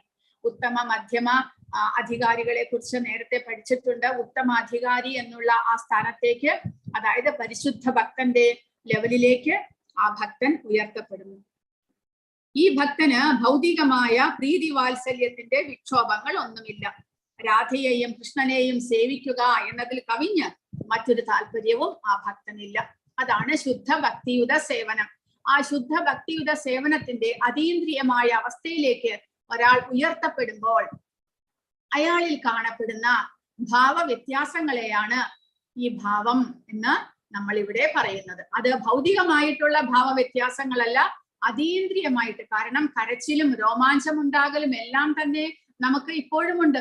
ഒരു ദുഃഖ വിവരം കേൾക്കുമ്പോൾ നമ്മൾ കരയുന്നു, എന്തെങ്കിലും സന്തോഷം കേൾക്കുമ്പോൾ നമ്മൾക്ക് രോമാഞ്ചം ഉണ്ടാകുന്നു. പക്ഷെ അതെല്ലാം ഭൗതികമാണ്. അതീന്ദ്രിയമായ അവസ്ഥയിലുള്ള ഭാവമാറ്റങ്ങളെ കുറിച്ചാണ് ഈ അധ്യായത്തിൽ പറയുന്നത്. അപ്പോൾ ഈ ഭാവഭക്തിയുടെ പ്രാഥമിക സവിശേഷതകൾ എന്തൊക്കെയാണ്? ശുദ്ധസത്വത്തിന്റെ അതീന്ദ്രിയ വേദി, അതായത് നമ്മൾ ഒരു ഭക്തൻ ഉയർന്ന് സത്വഗുണത്തെയും മറികടന്ന് പരിശുദ്ധ സത്വത്തിന്റെ ലെവലിലേക്ക് ഉയരണം. അതായത് ഭഗവാന്റെ ആന്തരിക ശക്തി ഹൃദയത്തിൽ കയറുന്നു. അതായത് ആ സമയത്ത് മഹാത്മാനസ്തു മാം പാർത്ഥ ദൈവീം പ്രകൃതി മാശ്രിതാഹ, മഹാത്മാക്കൾ ഭഗവാന്റെ അന്തരംഗ ശക്തിയുടെ കീഴിലാണ്. അതുപോലെ ഇവിടെ പറഞ്ഞിരിക്കുന്നു, ഭഗവാന്റെ അന്തരംഗ ശക്തിയുടെ കീഴിലേക്ക് മാറ്റപ്പെടുന്നു. ഭൗതിക ശക്തിയിൽ നിന്ന് ആ ഭക്തൻ വിടുതലാകുന്നു, ഗുണങ്ങളെ അതിക്രമിക്കുന്നു. പിന്നെയോ ഇത് നമുക്ക് എങ്ങനെ ഒരു ഭക്തന് ഇത് സാധ്യമാകുന്നത്? രണ്ട് വിധത്തിലാണ് എന്ന് പറയുന്നു. ഒന്നുകിൽ കൃഷ്ണന്റെ നേരിട്ടുള്ള കരുണ മൂലം, അല്ലെങ്കിലോ ശുദ്ധ ഭക്തന്മാരുടെ അനുഗ്രഹം മൂലം. അതാണ് അങ്ങനെ ശുദ്ധഭക്തന്മാരുടെ കാരുണ്യത്താൽ ഭഗവാനെ സേവിക്കാനുള്ള വ്യഗ്രത ഉണ്ടാകുമ്പോൾ ആ കൽമഷങ്ങളെല്ലാം നീങ്ങി പരിശുദ്ധ ഭക്തിയിലേക്ക് ഈ ഭക്തന് ഉയരാൻ സാധിക്കും. അതാണ് പ്രാഥമിക സവിശേഷതകൾ. ഇനി ദ്വിതീയ സവിശേഷതകൾ എന്തൊക്കെയാണ്? ഭാവഭക്തിയിലേക്ക് ഒരാൾ ഉയരുമ്പോൾ അത് ഹൃദയത്തെ മൃദുവാക്കുന്നു. പല അഭിരുചികൾ നമ്മിൽ ഉണ്ടാകുന്നു, ഭക്തനിൽ ഉണ്ടാകുന്നു. കൃഷ്ണാവബോധത്തിന്റെ ഉത്തേജനങ്ങളാൽ എളുപ്പത്തിൽ ചലിപ്പിക്കപ്പെടുന്നു. കൂടാതെ കൃഷ്ണനെ നേടാനുള്ള ആഗ്രഹം, വിവിധ സേവനങ്ങളിലൂടെ കൃഷ്ണനെ പ്രീതിപ്പെടുത്താനുള്ള ആഗ്രഹം, കൃഷ്ണനുമായി ഹൃദയത്തിൽ അടുത്ത്, അതായത് ഭഗവാന്റെ സാന്നിധ്യത്തെ അറിയുവാൻ ആ ഭക്തന് സാധിക്കുന്നു. ഇത്രയെല്ലാമാണ് ആ ഭാവഭക്തിയിലേക്ക് ഉയർന്ന ഒരു ഭക്തന് ഉണ്ടാകുന്ന സവിശേഷമായിട്ടുള്ള മാറ്റങ്ങൾ എന്ന് മനസ്സിലാക്കുക. പരാപേക്ഷ കൂടാതെ തന്നെ ഭക്തൻ ഹർഷോന്മത്തമായ പ്രേമത്തോടെ ഭഗവാനെ സേവിക്കാൻ ഉത്സുകനായി തീരുന്നു. ഈ ഘട്ടത്തിൽ ഭക്തൻ ഉത്തമാധികാരിയുടെ, അതായത് സമ്പൂർണ്ണ ഭക്തിയുടെ വിധാനത്തിലെത്തുന്നു. ഈ ഭക്തന് ഭൗതികമായ പ്രീതി വാത്സല്യത്തിന്റെ വിക്ഷോഭങ്ങൾ ഒന്നുമില്ല.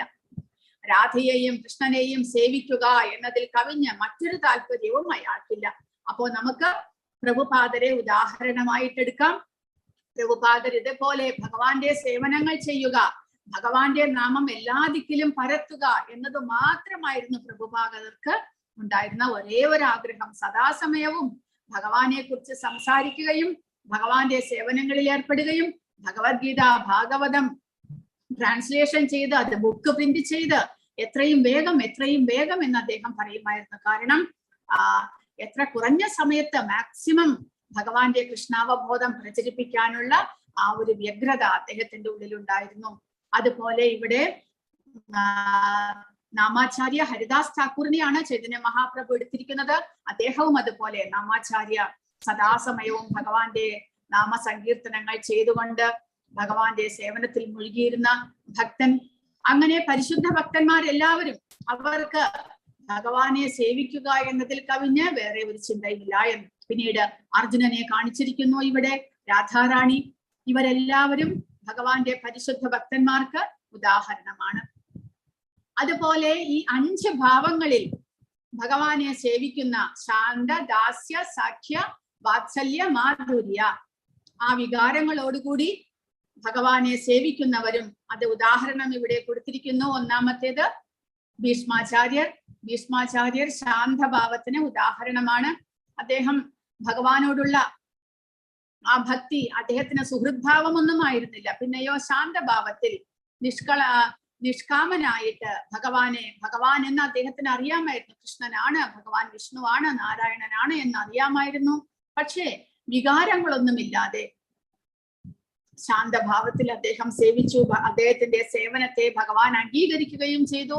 അതാണ് അദ്ദേഹത്തിന്റെ ശരശയ്യയിൽ അദ്ദേഹം ശരീരം ഉപേക്ഷിക്കുന്ന സമയത്ത് ഭഗവാൻ സ്വയം അവിടെ പ്രത്യക്ഷപ്പെടുന്നു, അദ്ദേഹത്തിന് ദർശനം കൊടുക്കുന്നു. ചതുർഭുജധാരിയായിട്ട് നാരായണ രൂപത്തിൽ ഭീഷ്മർക്ക് ഭഗവാൻ ദർശനം കൊടുക്കുകയാണ്. അതാണ് ഇവിടെ ഫോട്ടോ കാണിച്ചിരിക്കുന്നത്. ദാസ്യഭാവത്തിൽ ഹനുമാൻ ഭഗവാൻ ശ്രീരാമചന്ദ്രനെ സേവിച്ച് ഇതുപോലെ ഭാവഭക്തിയിലേക്ക് അദ്ദേഹം ഉയർന്നു. സഖ്യഭാവത്തിൽ അർജുനൻ, പിന്നീട് വാത്സല്യ ഭാവത്തിൽ യശോദാമ ഇവിടെ കാണിച്ചിരിക്കുന്നു. മാധുര്യ ഭാവത്തിൽ ഇവിടെ മീരാഭായി, പിന്നീട് രാധാറാണി. ഇവരെല്ലാവരും അതേ ഭാവഭക്തിയിലേക്ക് ഉയർന്നതിന് ഉദാഹരണമാണ് ഇവിടെ കൊടുത്തിരിക്കുന്നത്. പിന്നീട് ചൈതന്യ മഹാപ്രഭു ഇതേപോലെ അദ്ദേഹത്തിന്റെ ചൈതന്യ ചരിതാമൃതത്തിന്റെ അന്ത്യലീലയിൽ അദ്ദേഹത്തിന്റെ ശരീരത്തിൽ ഇതുപോലെ പല വിധത്തിലുള്ള ഭാവമാറ്റങ്ങൾ ഉണ്ടാകുന്നത് വിസ്തരിച്ച് കൊടുത്തിട്ടുണ്ട്. അദ്ദേഹം ചിലപ്പോൾ വളരെ ചെറുതായിട്ട് തീരുമത്രേ, ചിലപ്പോൾ വളരെ വലുതാകും. ആകാശം മുട്ടെ അദ്ദേഹം വളരുമായിരുന്നു.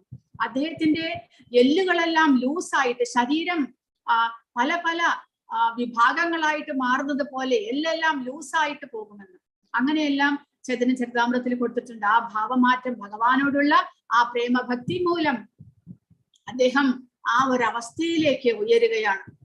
ഭഗവാന്റെ നേരെയുള്ള വിശുദ്ധ പ്രേമത്തിന്റെ ആദ്യത്തെ ലക്ഷണമാണ് ഹർഷോന്മാദം എന്ന് തന്ത്രശാസ്ത്രത്തിൽ പറയുന്നു.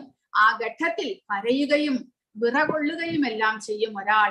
കാരണം ഭാവം പരിശുദ്ധ ഭക്തിയിലേക്ക് ഒരാൾ ഉയരുമ്പോൾ ആദ്യമായിട്ടുണ്ടാകുന്നതാണ് ഹർഷ ഉന്മാദം.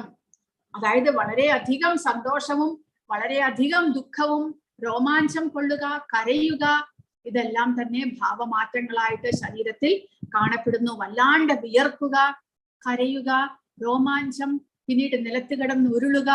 കാരണം സ്വന്തം ശരീരം ആ ജീവാത്മാവിന്റെ കൺട്രോളിൽ നിൽക്കുന്നില്ല ആ ഒരവസ്ഥയിലേക്ക്. കാരണം അത്രമാത്രം വിരഹം, ഭഗവാനെ നേരിട്ട് കാണാത്തത് മൂലം ഉണ്ടാകുന്ന വിരഹവേദനയാണത്.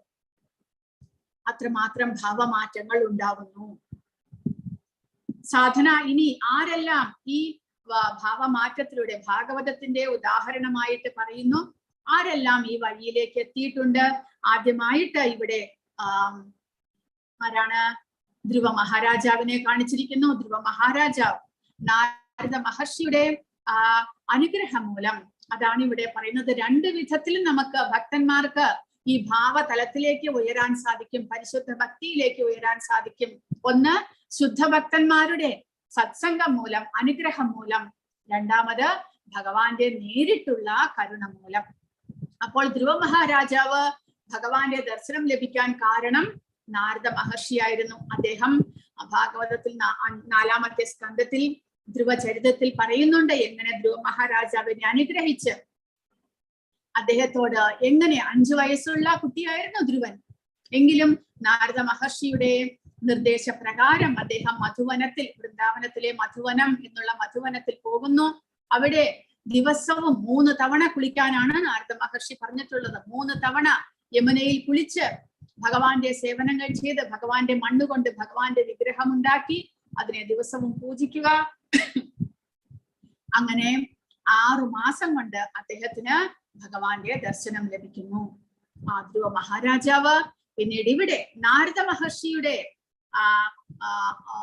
ഉപദേശങ്ങൾ സ്വീകരിച്ച ഒരു ഹണ്ടർ, അതായത് ഒരു വേട്ടക്കാരൻ.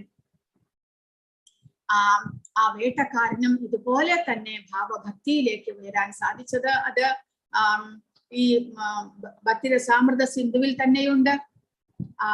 നാരദ മഹർഷി ഒരു വേട്ടക്കാരനെ ഇതുപോലെ അനുഗ്രഹിച്ച് അദ്ദേഹം എല്ലാ മൃഗങ്ങളെയും പകുതി കൊന്ന് അതിൽ ആനന്ദിക്കുന്ന ഒരു അത്രമാത്രം ക്രൂരനായിട്ടുള്ള ഒരു വേട്ടക്കാരനായിരുന്നു.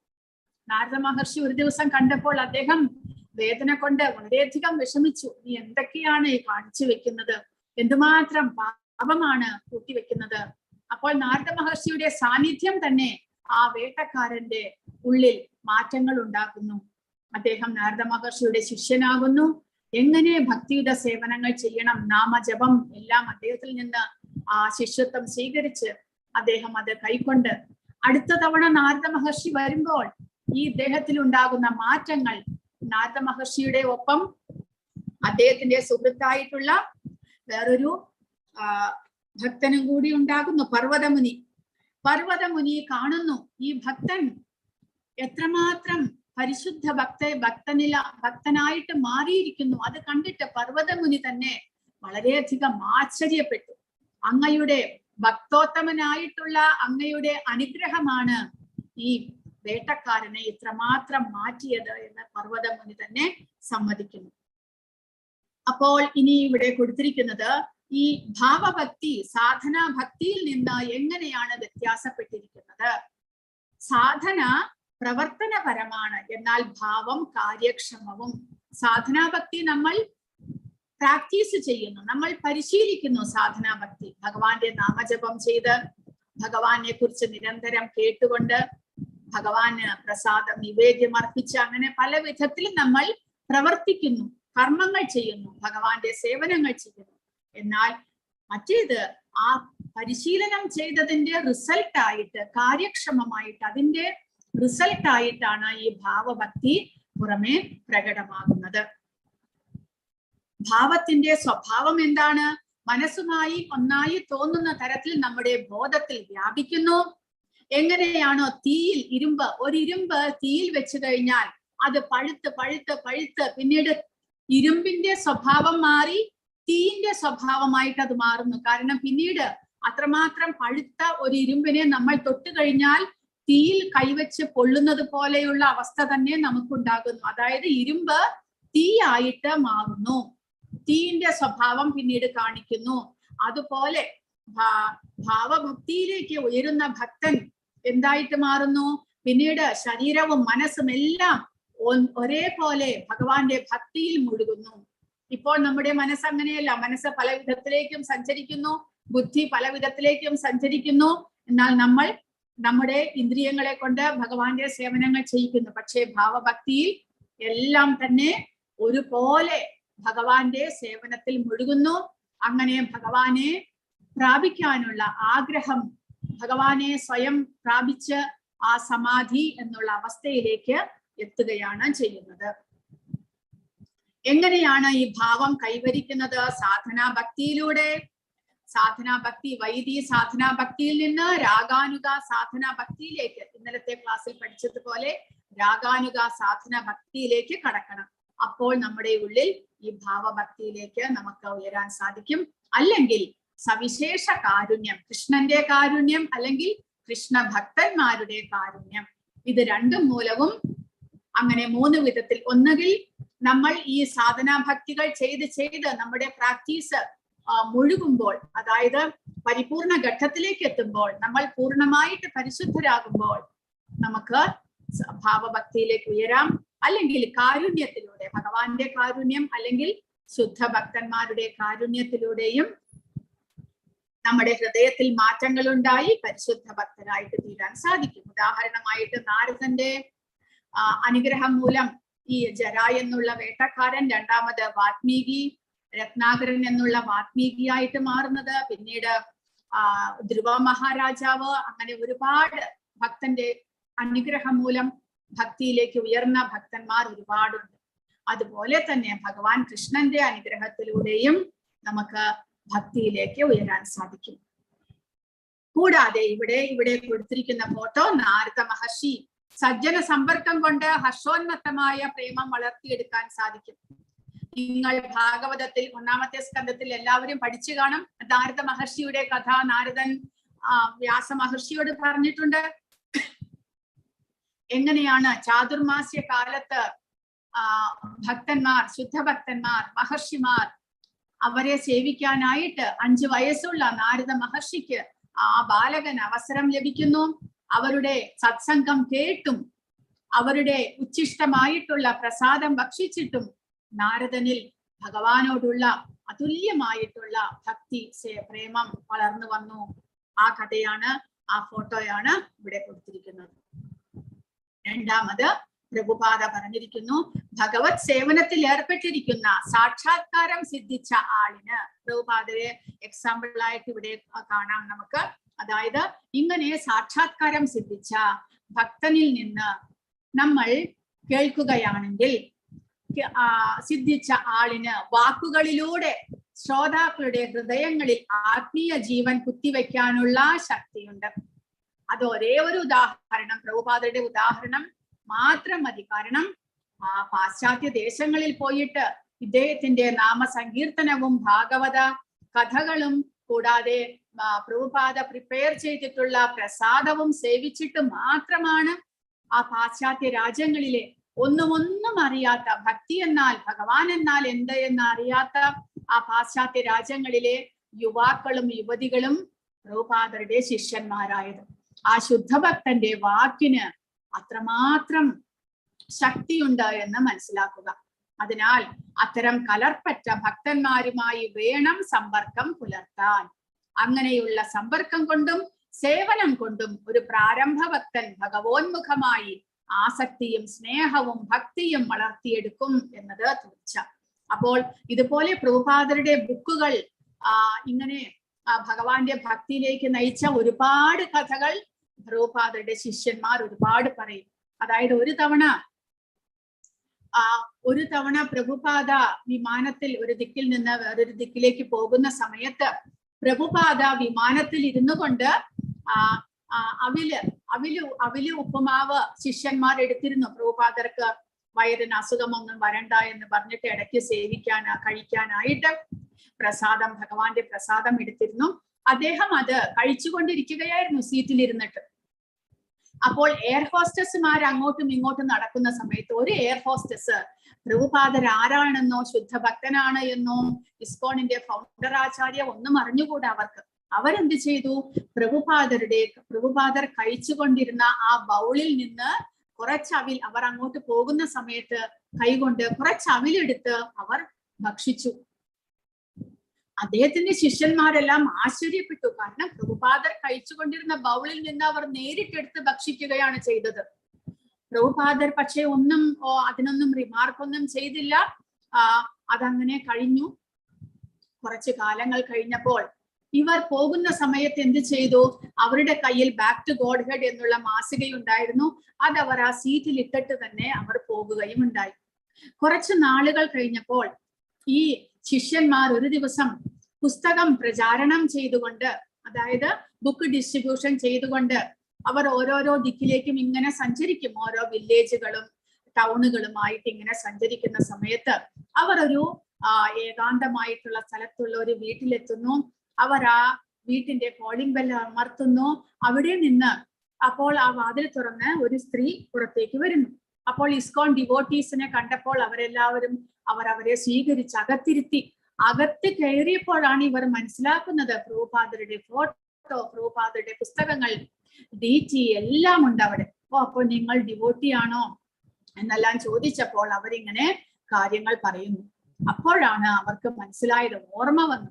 ആ ഭക്തന്മാർ അവർക്ക് പിന്നീട് ഈ സംഭവങ്ങളെല്ലാം കൂട്ടിച്ചേർത്ത് വായിച്ചപ്പോൾ അവർക്ക് മനസ്സിലായി. കാരണം ആ ശുദ്ധഭക്തനായിട്ടുള്ള പ്രഭുപാദർ ഭക്ഷിച്ചു കൊണ്ടിരുന്ന അവിലാണ് ഒന്നും അറിയാത്ത ഒരു എയർ ഹോസ്റ്റസ് ഭക്ഷിച്ചത്. അതായത് ഉച്ഛിഷ്ടം. നാരദ മഹർഷി എങ്ങനെയാണോ തന്റെ ഋഷിമാരുടെ ഉച്ഛിഷ്ടം ഭക്ഷിച്ചത്, അതുപോലെ പ്രഭുപാദർ ഭക്ഷിച്ചു കൊണ്ടിരുന്ന പ്രസാദമാണ് ആ എയർ ഹോസ്റ്റസിന് ഭക്ഷിക്കാനായിട്ട് സാധിച്ചത്. ആ ഭഗവാന്റെ കാരുണ്യം അതുമൂലം അവർക്ക് ക്രമേണ അവർക്ക് ആ back to Godhead magazine അവർ വീട്ടിലേക്ക് കൊണ്ടുപോകുന്നു. അവർ അത് വായിച്ച് അവർക്ക് അതിൽ ആകൃഷ്ടരാകുന്നു. അവർ അവരുടെ വീട്ടിന്റെ അടുത്തുള്ള ഇസ്കോണുമായിട്ട് ബന്ധപ്പെടുന്നു. അങ്ങനെ വളരെ എളുപ്പത്തിൽ, വളരെ പെട്ടെന്ന് തന്നെ അവരൊരു ഭക്തയായിട്ട് മാറുന്നു. അപ്പോൾ ഒരു ശുദ്ധ ഭക്തനിൽ നിന്ന് കേൾക്കുന്നതും അദ്ദേഹത്തിന്റെ കൃതികൾ വായിക്കുന്നതും എല്ലാം തന്നെ ഒരു സാധാരണക്കാരന്റെ മനസ്സിൽ ചലനങ്ങൾ ഉണ്ടാക്കുന്നു. അതെല്ലാം ഒരാളെ ഭക്തിയിലേക്ക് ഉയർത്താനായിട്ട് സാധിക്കും. അതിന് അത്രമാത്രം ശക്തിയുണ്ട് എന്നാണ് പറയുന്നത്.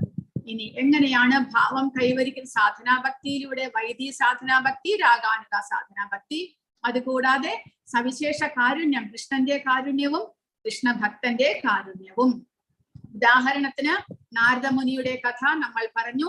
കൂടാതെ കപിലദേവൻ 3-ാമത്തെ അധ്യായത്തിൽ തന്റെ അമ്മയായിട്ടുള്ള ദേവഹൂതിക്കും ഇതേപോലെ ഉപദേശം കൊടുക്കുന്നുണ്ട്. ഒരു ഭക്തന്റെ സാധനാ ഭക്തിയിലൂടെ ഒരാൾക്ക് ഭഗവാന്റെ ഭക്തിയിലേക്ക് ഉയരാൻ സാധിക്കും. കൂടാതെ ഒരു പ്രാരംഭ ഭക്തൻ ഒരു സാക്ഷാത്കാരം സിദ്ധിച്ച ആളിനെ സേവിക്കുകയും സമ്പർക്കം ചെയ്യുകയും വേണം. നമ്മളിപ്പോൾ പ്രഭുപാദരുടെ പുസ്തകങ്ങൾ വായിക്കുന്നു, പ്രഭുപാദരുടെ നിർദ്ദേശങ്ങൾ പാലിക്കുന്നു. അതെല്ലാം തന്നെ ഇതുപോലെ നമ്മളെ ഭക്തിയിലേക്ക് ഉയർത്താൻ ശക്തിയുള്ളതാണ്. കൂടാതെ അതുമൂലം കൃഷ്ണനോട് നമ്മൾ ആസക്തി, സ്നേഹം, ഭക്തി ഇതെല്ലാം വളർന്നു വരുന്നു. ഒരു വൈഷ്ണവൻ ഈ മായയാൽ അന്ധാളിച്ചിരിക്കുന്നവരെ അവരോട് ദേഷ്യപ്പെടുന്നതിന് പകരം പരിപാലിക്കണം. കാരണം ഒരു വൈഷ്ണവന്റെ കാരുണ്യം കൂടാതെ അവർക്ക് മായയുടെ പിടിയിൽ നിന്ന് കരകയറാൻ മാർഗമില്ല. മായയാൽ ശിക്ഷിക്കപ്പെട്ടവർ വൈഷ്ണവരുടെ കരുണയാൽ രക്ഷിക്കപ്പെടുന്നു. അപ്പോൾ മായയിൽ അധപ്പതിച്ചിരിക്കുന്ന നമ്മളെ പോലുള്ള സാധാരണ ജനങ്ങൾക്ക് പ്രഭുപാദരെ പോലുള്ള ഒരു വൈഷ്ണവന്റെ കാരുണ്യം അത്യാവശ്യമാണ് മുകളിലേക്ക് ഭക്തിയിലേക്ക് ഉയരാൻ. അതുകൊണ്ട് വൈഷ്ണവന്മാർ ഒരിക്കലും വെറുതെ ഇരിക്കരുത് എന്നാണ് പ്രഭുപാദ പറയുന്നത്. ഭഗവാനും ഭഗവത്ഗീതയുടെ അവസാനത്തെ അധ്യായത്തിൽ പറയുന്നുണ്ട്. കാരണം ഭഗവാന്റെ ഉപദേശങ്ങളെ ഭക്തന്മാർ സ്വയം പരിശീലിക്കണം, മറ്റുള്ളവർക്ക് പകർന്നു കൊടുക്കേണ്ടത് അത്യാവശ്യമാണ്. അങ്ങനെയുള്ളവരെ ഭഗവാന് വളരെയധികം പ്രിയമാണ് എന്ന് പറഞ്ഞിട്ടുണ്ട്. കാരണം വൈഷ്ണവന്മാരുടെ ഉപദേശങ്ങൾ, അവരുടെ നിർദ്ദേശങ്ങൾ, അതുമൂലം മാത്രമേ ഈ മായയിൽ അകപ്പെട്ടിരിക്കുന്ന സാധാരണ ജനങ്ങൾക്ക് ഭക്തിയിലൂടെ മുന്നേറാനായിട്ട് സാധിക്കുകയുള്ളൂ. അങ്ങനെ അവരെ ഭഗവാനിലേക്ക് എത്തിക്കുവാനായിട്ട് സാധിക്കും. എങ്ങനെയാണ് അപ്പോൾ? ഉദാഹരണം, കൃഷ്ണൻ സംഭാഷണം വഴി കൃഷ്ണൻ നാരദ മുനിക്ക് നാരദ പുരാണത്തിൽ ഉപദേശം കൊടുക്കുന്നു. ഇങ്ങനെ ദർശന നോട്ടത്തിലൂടെ പശുക്കളെ മേയ്ക്കുന്ന ആൺകുട്ടികൾ ഭാഗവതത്തിൽ ഭഗവാനെ കണ്ടിട്ട് ഭഗവാന്റെ സമ്പർക്കത്തിലൂടെ അവരും ഭക്തരാകുന്നു. കൂടാതെ സുഖദേവ ഗോസ്വാമി തന്റെ അമ്മയുടെ ഗർഭപാത്രത്തിൽ ഇരുന്നു കൊണ്ട് തന്നെ ഭഗവാന്റെ അനുഗ്രഹത്തിലൂടെ അദ്ദേഹം ഭാവഭക്തിയിലേക്ക് ഉയർന്നു എന്ന് പറയും. അതുപോലെ പ്രഹ്ലാദ മഹാരാജാവിന് നാരദമുനി പ്രഹ്ലാദന്റെ അമ്മയായിട്ടുള്ള ഖയാതുവിന് ഉപദേശങ്ങൾ കൊടുത്തതാണ്. പക്ഷേ ഗർഭത്തിലിരുന്ന പ്രഹ്ലാദൻ അതെല്ലാം കേട്ട് നാരദമുനിയുടെ അനുഗ്രഹത്തിലൂടെ ശുദ്ധഭക്തനായിട്ട് ഉയർന്നു. അതുപോലെ മൃഗാരിയുടെ കഥയും നമ്മളിപ്പോൾ പറയുകയുണ്ടായി. ഇവർ രണ്ടുപേരും നാരദമുനിയുടെ അനുഗ്രഹം കൊണ്ടാണ് ഭക്തന്മാരായത്. അതുപോലെ നാരദമുനിക്ക് കൃഷ്ണന്റെ അനുഗ്രഹം മൂലം അദ്ദേഹം ശുദ്ധഭക്തനാകുന്നു. ഇവിടെ ധ്രുവ മഹാരാജ, പിന്നീട് പ്രഹ്ലാദ മഹാരാജ, സുഖദേവ ഗോസ്വാമി ബ്രഹ്മജ്ഞാനിയായിരുന്നു. താൻ ജ്ഞാനം സമ്പാദിച്ച വ്യക്തിയായിരുന്നു. പക്ഷേ ഭഗവാന്റെ അനുഗ്രഹം മൂലം അദ്ദേഹവും ശുദ്ധഭക്തനായിട്ട് ഉയരുന്നു. അപ്പോൾ പ്രേമത്തിലേക്ക് അങ്ങനെ കടക്കാൻ സാധിക്കും. എങ്ങനെ? വൈധി ഭക്തി രാഗാനുഗ ഭക്തിയിൽ നിന്ന് ഭാവഭക്തിയിലേക്ക് ഉയരുന്നു. ഭാവഭക്തിയിൽ നിന്ന് പ്രേമഭക്തിയിലേക്ക്, ഭഗവാന്റെയോ അല്ലെങ്കിൽ ശുദ്ധഭക്തന്മാരുടെയോ കൃപ മൂലം പ്രേമഭക്തിയിലേക്ക് ഉയരാൻ സാധിക്കും. ശുദ്ധപ്രേമം രണ്ടവസ്ഥയിൽ ഭഗവാനിലേക്ക് മാറ്റി പതിപ്പിക്കാൻ കഴിയും. ഹർഷോന്മത്തത മൂലവും ഭഗവാന്റെ അഹൈതുകമായ കാരുണ്യം മൂലവും എന്ന് പറയുന്നു. അപ്പോൾ പ്രധാനമായിട്ട് നമ്മളെ പോലുള്ളവർക്ക് ഭഗവാന്റെ കാരുണ്യം നേരിട്ട് കിട്ടുന്നതിനേക്കാൾ ഭക്തന്മാരുടെ സത്സംഗത്താൽ നമുക്ക് ഭഗവാന്റെ ഭക്തിയിലേക്ക് ഉയരാൻ സാധിക്കും. അപ്പോൾ ആ ഭക്തന്മാരെ, വൈഷ്ണവ ഭക്തന്മാരെയാണ് ഇവിടെ പറഞ്ഞിരിക്കുന്നത്. ആ വൈഷ്ണവ ഭക്തന്മാരുടെ കരുണ. വൈഷ്ണവ തത്വചിന്തയിൽ പൂർണ്ണതയ്ക്ക് 3 വഴികളുണ്ട്. അതായത് സാധനാസിദ്ധ, നിയമങ്ങൾക്കും ചട്ടങ്ങൾക്കും അനുസൃതമായി ഭക്തി നിർഭരമായ സേവനം അനുഷ്ഠിക്കുന്നതിലൂടെ ലഭിക്കുന്ന പൂർണ്ണത. നിത്യസിദ്ധ, കൃഷ്ണനെ ഒരിക്കലും മറക്കാത്ത ശാശ്വത പൂർണ്ണത. കൃപാസിദ്ധ, ഒപ്പം ആത്മീയ ഗുരുവിന്റെയോ മറ്റൊരു വൈഷ്ണവന്റെയോ കാരുണ്യത്താൽ ലഭിച്ച പൂർണ്ണത. കവിരാജ ഗോസ്വാമി ഇവിടെ കൃപാസിദ്ധയെ ഊന്നി പറയുന്നു. അതായത് വൈഷ്ണവന്മാരുടെ, ഭക്തന്മാരുടെ കാരുണ്യം വളരെ അധികം നമുക്ക് ലഭിക്കുകയാണെങ്കിൽ അവരുടെ കാരുണ്യത്തിലൂടെ നമുക്ക് വളരെ പെട്ടെന്ന് തന്നെ മുന്നേറാൻ സാധിക്കുമെന്ന്. ഉന്നത അധികാരികളുടെ കാരുണ്യത്താൽ പൂർണ്ണത കൈവരിക്കാം. ഈ കാരുണ്യം ഒരു ഭക്തന്റെ യോഗ്യതയെ ആശ്രയിക്കുന്നില്ല. അത്തരമൊരു കാരുണ്യത്താൽ ഒരു ഭക്തന് ഊമനാണെങ്കിൽ പോലും ഭഗവാനെ മഹത്വപ്പെടുത്താൻ സംസാരിക്കാനോ എഴുതാനോ കഴിയും. മുടന്തനാണെങ്കിലും അയാൾക്ക് പർവ്വതങ്ങൾ കടക്കാൻ കഴിയും. അന്ധനായാലും അവന് ആകാശത്തിലെ നക്ഷത്രങ്ങളെ കാണാൻ കഴിയും. അതാണ് മൂകം കരോതി വാചാലം പങ്കും ലംഘായതേ ഗിരിം യത്കൃപാതമഹം വന്ദേ പരമാനന്ദ മാധവം. കൃഷ്ണന്റെ ദിവ്യ കാരുണ്യം അല്ലെങ്കിൽ കൃഷ്ണ ഭക്തന്മാരുടെ കാരുണ്യത്താൽ മൂകം കരോതി വാചാലം, ഊമയായിട്ടുള്ള ഒരുവന് സംസാരിക്കാൻ കഴിയുന്നു. പങ്കും ലംഘായതേ ഗിരിം, മുടന്തനായിട്ടുള്ള ഒരാൾക്ക് പർവ്വതങ്ങളെ കീഴടക്കാൻ കഴിയുന്നു. അതുപോലെ കൃപാതമഹം വന്ദേ, അങ്ങനെയുള്ള കൃപയുള്ള ആ ഭഗവാനെ, ഭഗവാന്റെ ഭക്തന്മാരെ നമ്മൾ വന്ദിക്കുകയാണ് ചെയ്യേണ്ടത് എന്ന്. മാധവന്റെ പരമാനന്ദ പ്രകടനത്തിൽ നിന്ന് പ്രവഹിക്കുന്ന കൃപയെ ഞാൻ സ്മരിക്കുന്നു. അപ്പോൾ ഉദാഹരണമാണ് നാരദ മഹർഷി, എല്ലാത്തിനും ഉദാഹരണമാണ്. കാരണം രത്നാകരൻ എന്നുള്ള കൊള്ളക്കാരൻ, അയാൾ എത്രമാത്രം ക്രൂരനായിരുന്നു, താമസികനായിരുന്നു, എന്തുമാത്രം ക്രൂര കർമ്മങ്ങളാണ് ചെയ്തിട്ടുള്ളത്. പക്ഷെ അതൊന്നും തന്നെ നാരദ മഹർഷി വിലക്കെടുത്തില്ല. അതൊന്നും തന്നെ ഒരു ഭക്തനാകാൻ അയോഗ്യതയായിട്ട് നാരദ മഹർഷി കണ്ടില്ല. അദ്ദേഹത്തിന് ഉപദേശങ്ങൾ കൊടുക്കുന്നു. അങ്ങനെ അദ്ദേഹം പരിശുദ്ധ ഭക്തനായിട്ട് രാമായണം എഴുതുന്നു. അതുപോലെ മൃഗാരിയും ഒരു ക്രൂരനായിട്ടുള്ള വേട്ടക്കാരനായിട്ടും കൂടെ ആ ഭഗവാൻ നാരദ മഹർഷിയുടെ കൃപ മൂലം അദ്ദേഹം ഒരു പരിശുദ്ധ ഭക്തനായിട്ട് മാറുന്നു. അപ്പോൾ ഇതെല്ലാം വൈഷ്ണവന് കൃഷ്ണന്റെ കൃഷ്ണന്റെ കരുണയേക്കാൾ മുന്നെയാണ് ഭക്തന്മാരുടെ കരുണ എന്ന് പറയുന്നു. കാരണം കൃഷ്ണന്റെ കരുണ നമ്മെ ആശ്രയിച്ച്, നമ്മുടെ പരിശീലനത്തെ ആശ്രയിച്ചിരിക്കുന്നു. പക്ഷേ വൈഷ്ണവന്മാർ അതൊന്നും തന്നെ നോക്കുന്നില്ല. നമ്മൾ യോഗ്യരാണോ എന്നൊന്നും തന്നെ നോക്കുന്നില്ല. അത്രമാത്രം കൃപാസിന്ധുക്കളാണ് അവർ എന്ന് പറയുന്നു. കൃപയുടെ സിന്ധു സാഗരമാണ് അവർ, കൃപാസിന്ധു എന്ന് പറയുന്നത്. കാരണം അവർ നമ്മുടെ യോഗ്യതകളെ നോക്കുന്നില്ല. നമ്മളെ എങ്ങനെയെങ്കിലും മാക്സിമം ജീവാത്മാക്കളെ ഇവിടെ നിന്ന് ഭഗവാന്റെ ഭക്തന്മാരായിട്ട് ഉയർത്തണം എന്നുള്ളതാണ് ഈ വൈഷ്ണവ ഭക്തന്മാരുടെ ആഗ്രഹമായിട്ടുള്ളത്. അതുകൊണ്ടാണ് വാഞ്ചാ കൽപ്പതരുഭ്യശ്ച കൃപാസിന്ധുഭ്യ ഏവച പതിതാനാം പാവനേഭ്യോ വൈഷ്ണവേഭ്യോ നമോ നമഃ എന്ന് പറയുന്നു. ഹരേ കൃഷ്ണ. അടുത്ത ക്ലാസ്സിൽ നമുക്ക് 18ാമത്തെ അധ്യായം ഹർഷോന്മത്ത പ്രേമിയുടെ സ്വഭാവം എന്തൊക്കെയായിരിക്കും, ഭാവഭക്തിയിലേക്ക് ഉയർന്ന ഒരാളുടെ സ്വഭാവം, അയാളുടെ പെരുമാറ്റം എങ്ങനെയായിരിക്കും എന്നത് നമുക്ക് പഠിക്കും. ഹരേ കൃഷ്ണ. ആർക്കെങ്കിലും ചോദ്യങ്ങളോ സംശയങ്ങളോ ഉണ്ടെങ്കിൽ ചോദിക്കുക.